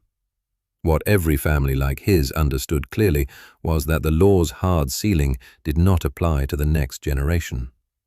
A child born to a freedman father and a freeborn mother, or in many cases simply born after that father had been formally freed, entered the world already a full Roman citizen, eligible, at least in principle, for every office and every honor that had been closed to his own father. This is what a dinner like tonight's was actually buying, patiently, one careful evening at a time. Not a title for Gaius himself, who understood perfectly well he would never sit on the town council, no matter how much wine he poured for the men who did. But a network of goodwill, solid enough that his own son, or his son's son, might inherit a path his father never could have walked.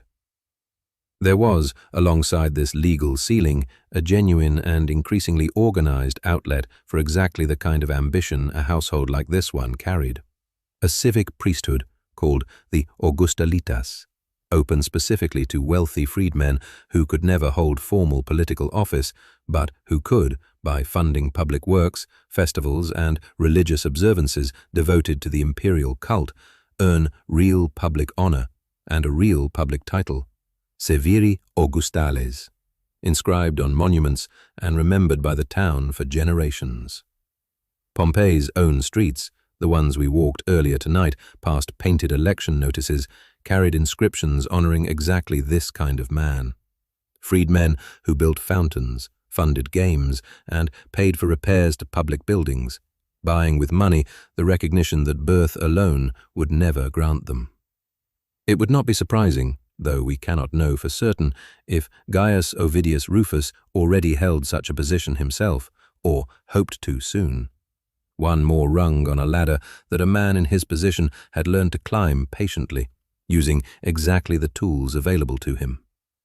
None of this ambition was new, even in the year 75, and it is worth knowing that Gaius Ovidius Rufus stood in a line of exactly this kind of striving that stretched back at least a century before him.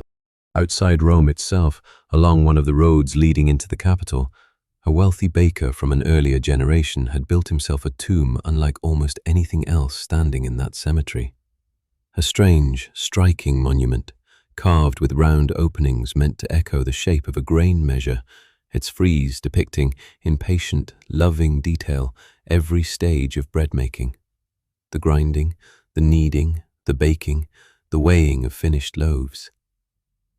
That baker, a freedman himself, had made his fortune supplying bread on a grand scale, and spent a portion of it ensuring that his trade, the very thing that might have marked him as beneath notice in a more aristocratic family's eyes, became instead the proud, permanent inscription he left behind for anyone walking that road to read.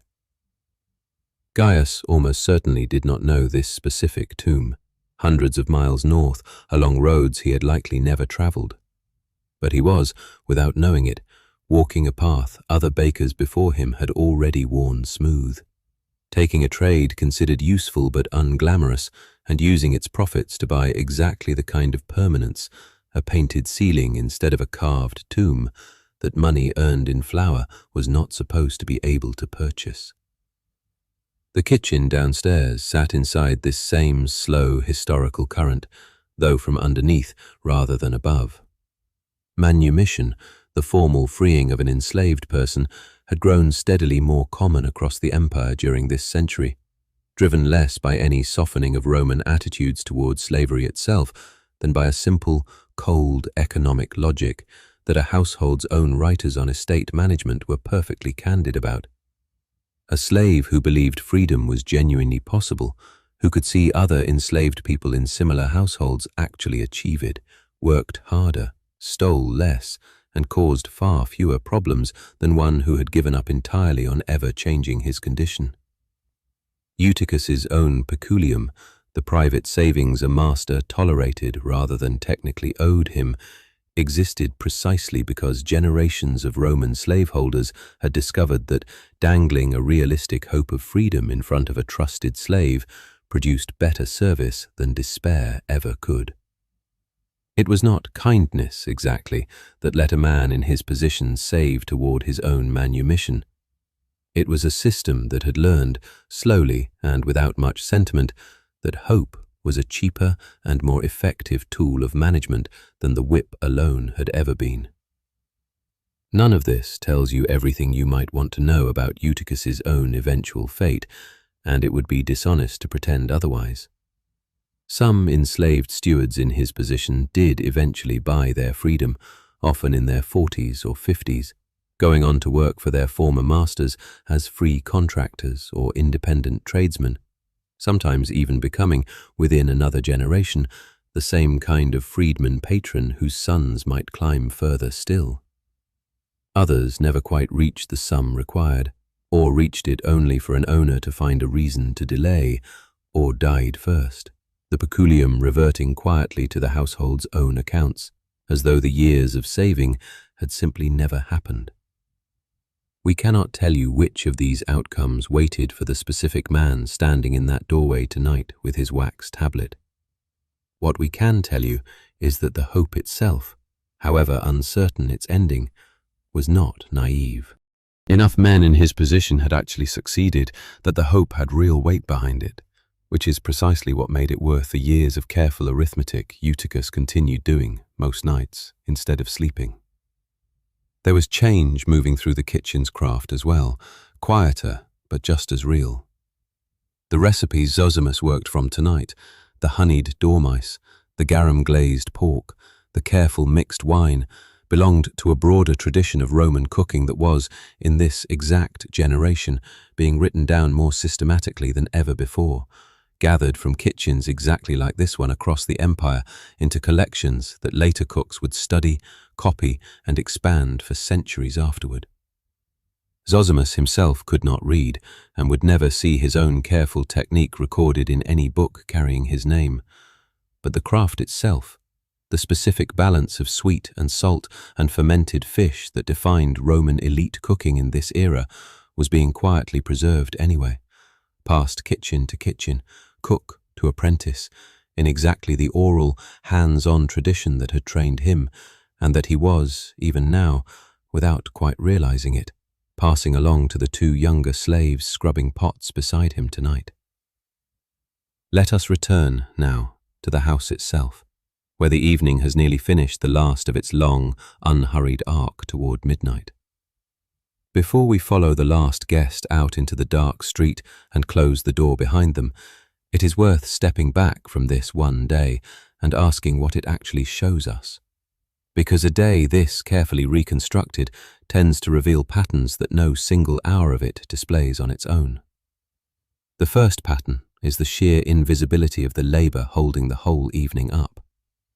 Think back to the moment the guests first looked up at that ceiling, caught by the lamplight moving across painted gods, none of them wondering, even for a second, who had scrubbed the scaffolding boards clean each evening so the painter's colours would not track across the floor below, or who had spent 2 months fetching that same painter his midday meals. Think of Diodomenus's water pitcher, tilted at exactly the correct angle, a skill built from months of dry runs that not one guest tonight will ever think to notice, because a job done perfectly is, by its very nature, a job that draws no attention at all. This is not unique to Rome. It is close to a universal feature of any household or institution built on the labour of people beneath its notice.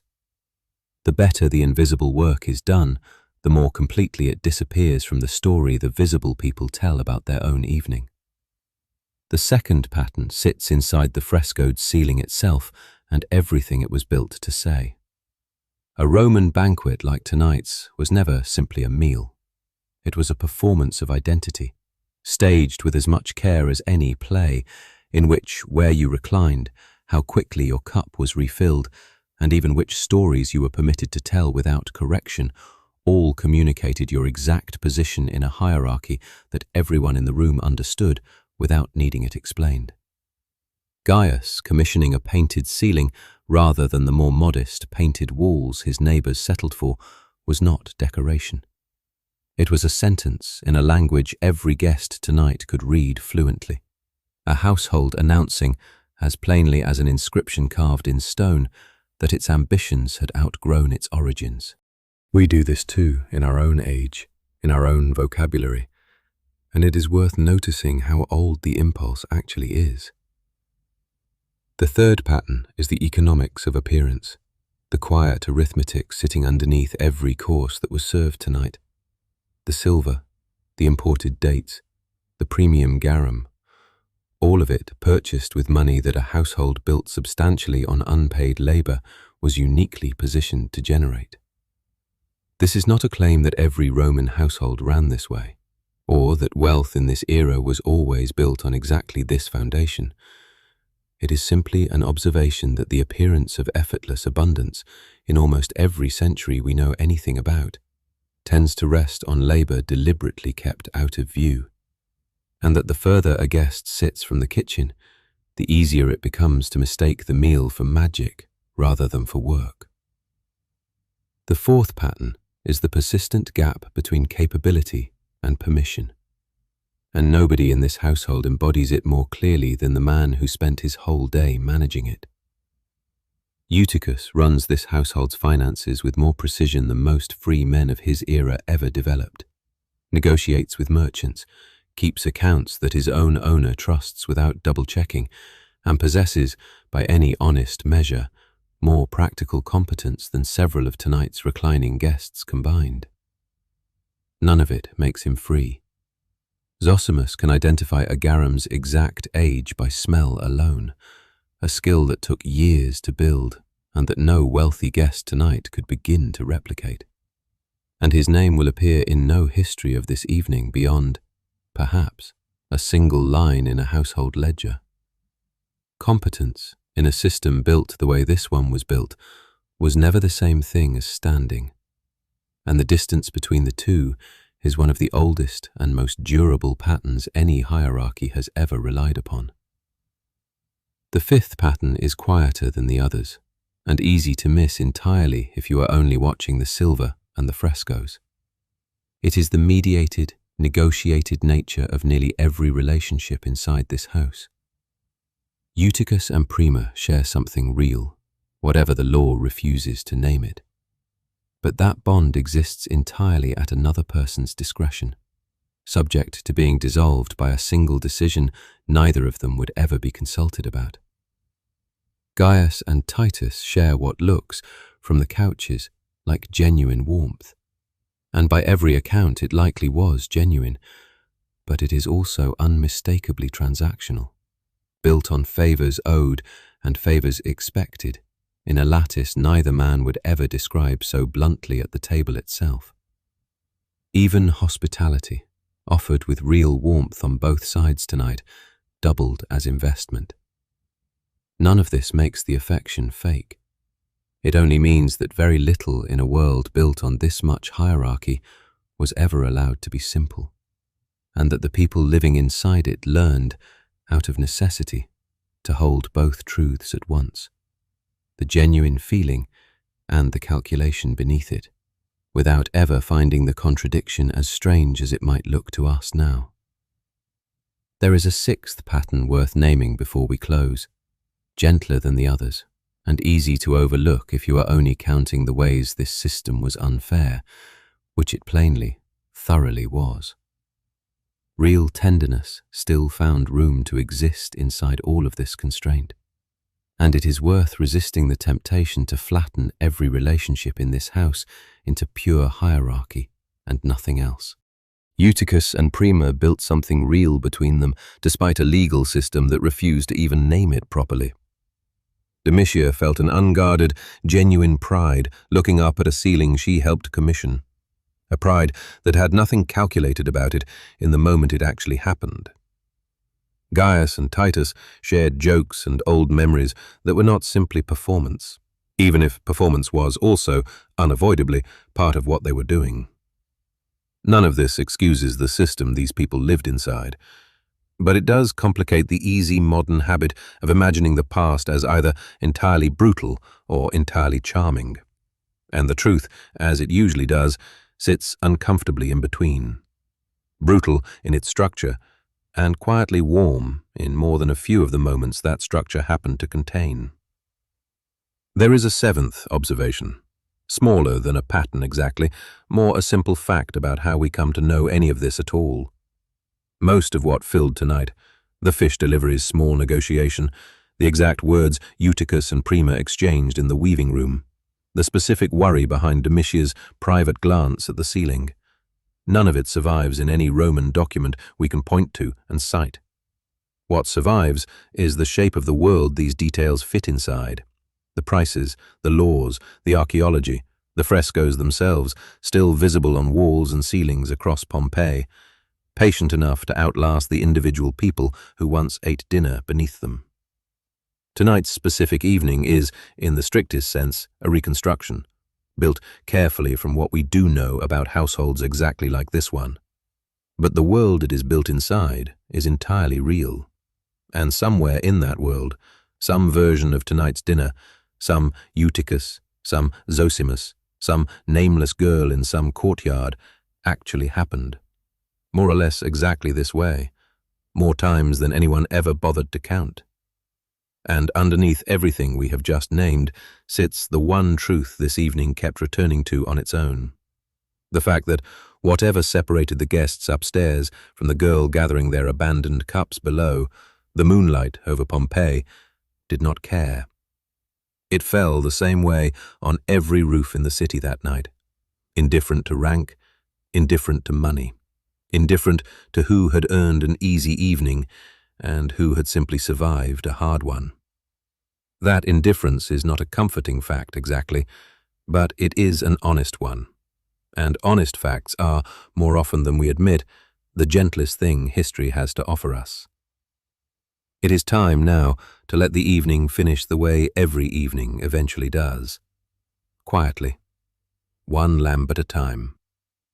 It is close to 2 a.m. when Titus Vedius Sella finally rises from the locus consularis, stretching in the unhurried way of a man who has eaten and drunk well without ever losing his composure. And the rest of the party follows his lead, the way a room of guests always follows the lead of whoever holds the most honor inside it. There is no rush to the goodbyes. A litter is called for the older cousin, who has, true to every prediction made about him earlier in the day, spent most of the last hour complaining gently to his wife about his seat, though the wine has softened the complaint into something closer to affectionate grumbling than real grievance. Gaius walks Titus personally to the door, the two of them exchanging the kind of warm, unhurried farewell that both men understand to be at least partly business and at least partly real, which is, by this point in the evening, simply how friendship and advantage have always moved together in a house like this one. Before Titus steps through that door, Eutychus presses a small, wrapped parcel into the hands of a slave standing at his elbow, one for each departing guest, a custom expected of any host serious about being remembered well. Tonight's parcels hold nothing extravagant: a handful of preserved olives from the household's own press, a small jar of honey, the kind of modest, actually useful gift a guest could enjoy, rather than a showy trinket meant only for display. A wealthier household, further up the social ladder, might send its guests home with something considerably finer: a piece of silver plate, an exotic bird, even a slave on the most extraordinary occasions. Gifts elaborate enough that a poet of this exact era built an entire book of verse imagining the small, printed tags that might accompany each one. Gaius has chosen restraint instead, a household still building its reputation rather than one flaunting an already secure one.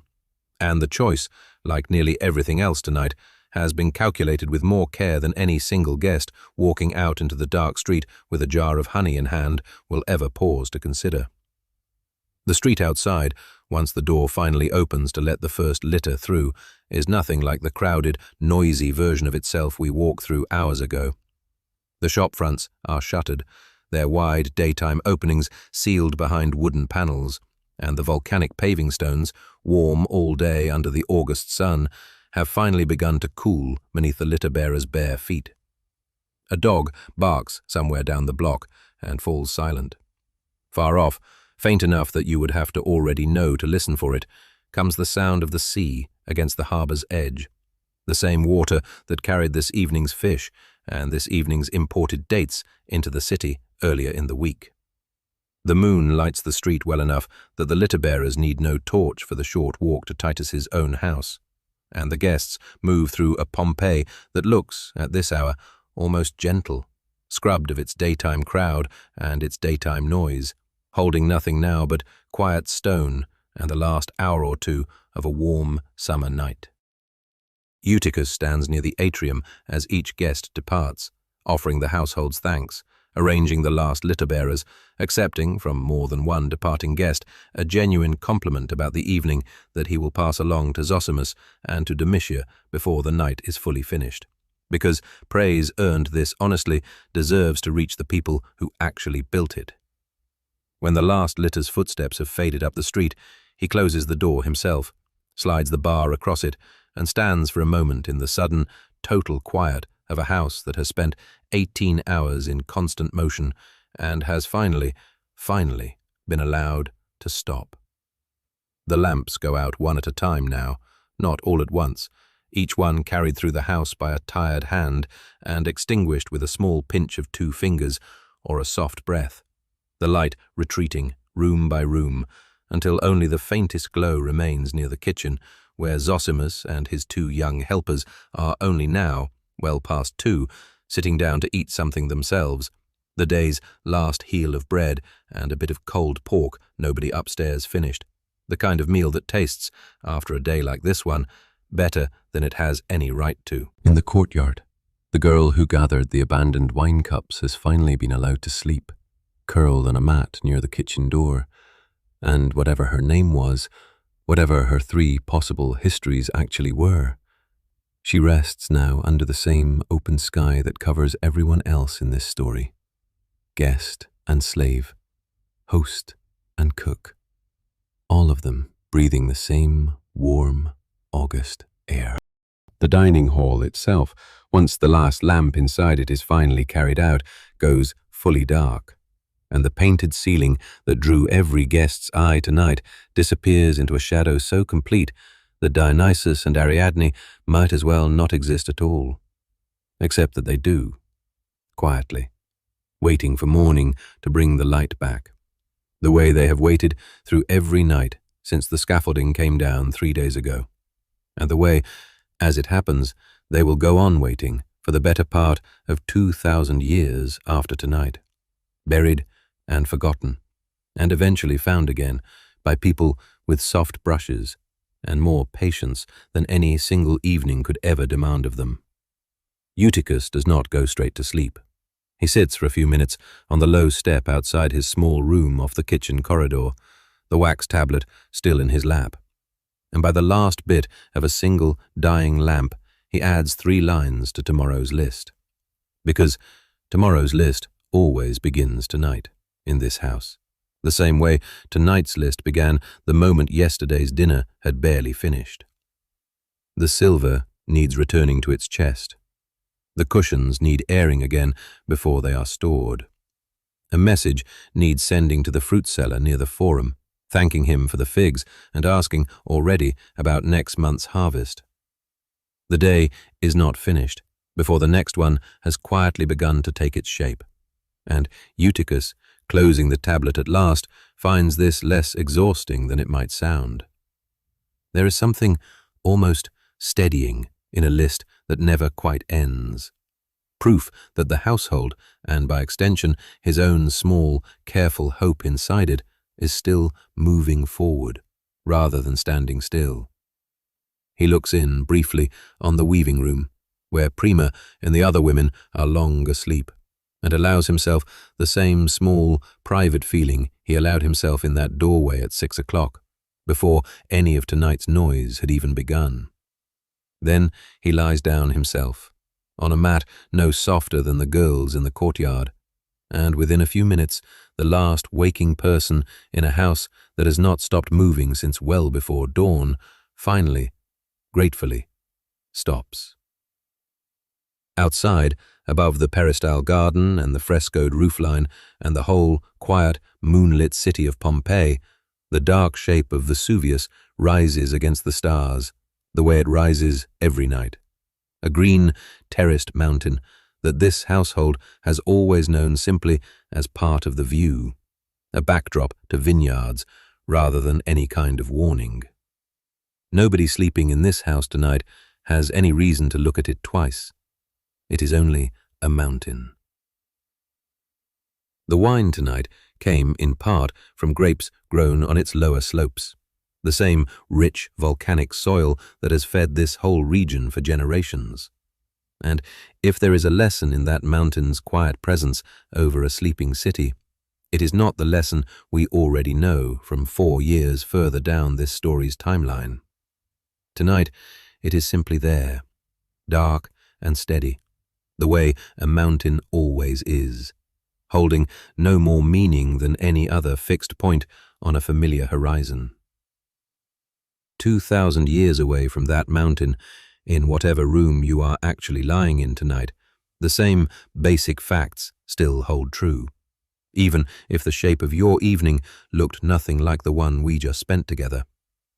Someone, somewhere near you, right now, is finishing a shift nobody will thank them for tomorrow. Someone is adding a few lines to a list that will start again before this one has fully ended. Someone loves another person under circumstances that make loving them complicated, and does it anyway, quietly, without asking permission from history to make it easier. And above all of you, whatever city you are in, the same indifferent moon that once crossed a courtyard in Pompeii is doing more or less the same thing tonight, caring nothing for any of it, offering nothing except its steady, ordinary light. That is where we leave them. Eutychus asleep near the kitchen, his tablet closed. Prima asleep in the next room, close enough to reach if the walls between enslaved people's lives had ever been allowed to disappear entirely. Zosimus finally eating his own dinner, hours after everyone else's had ended. A nameless girl curled on a mat in a courtyard under an untroubled mountain. And upstairs, in a room gone completely dark, a painted god and a painted woman waiting quietly for morning, the way they have waited for centuries since, and the way, if you let your own eyes close now, you can leave them for the rest of this night as well. And that was a day. Just one day in one life, a long time ago. Good night.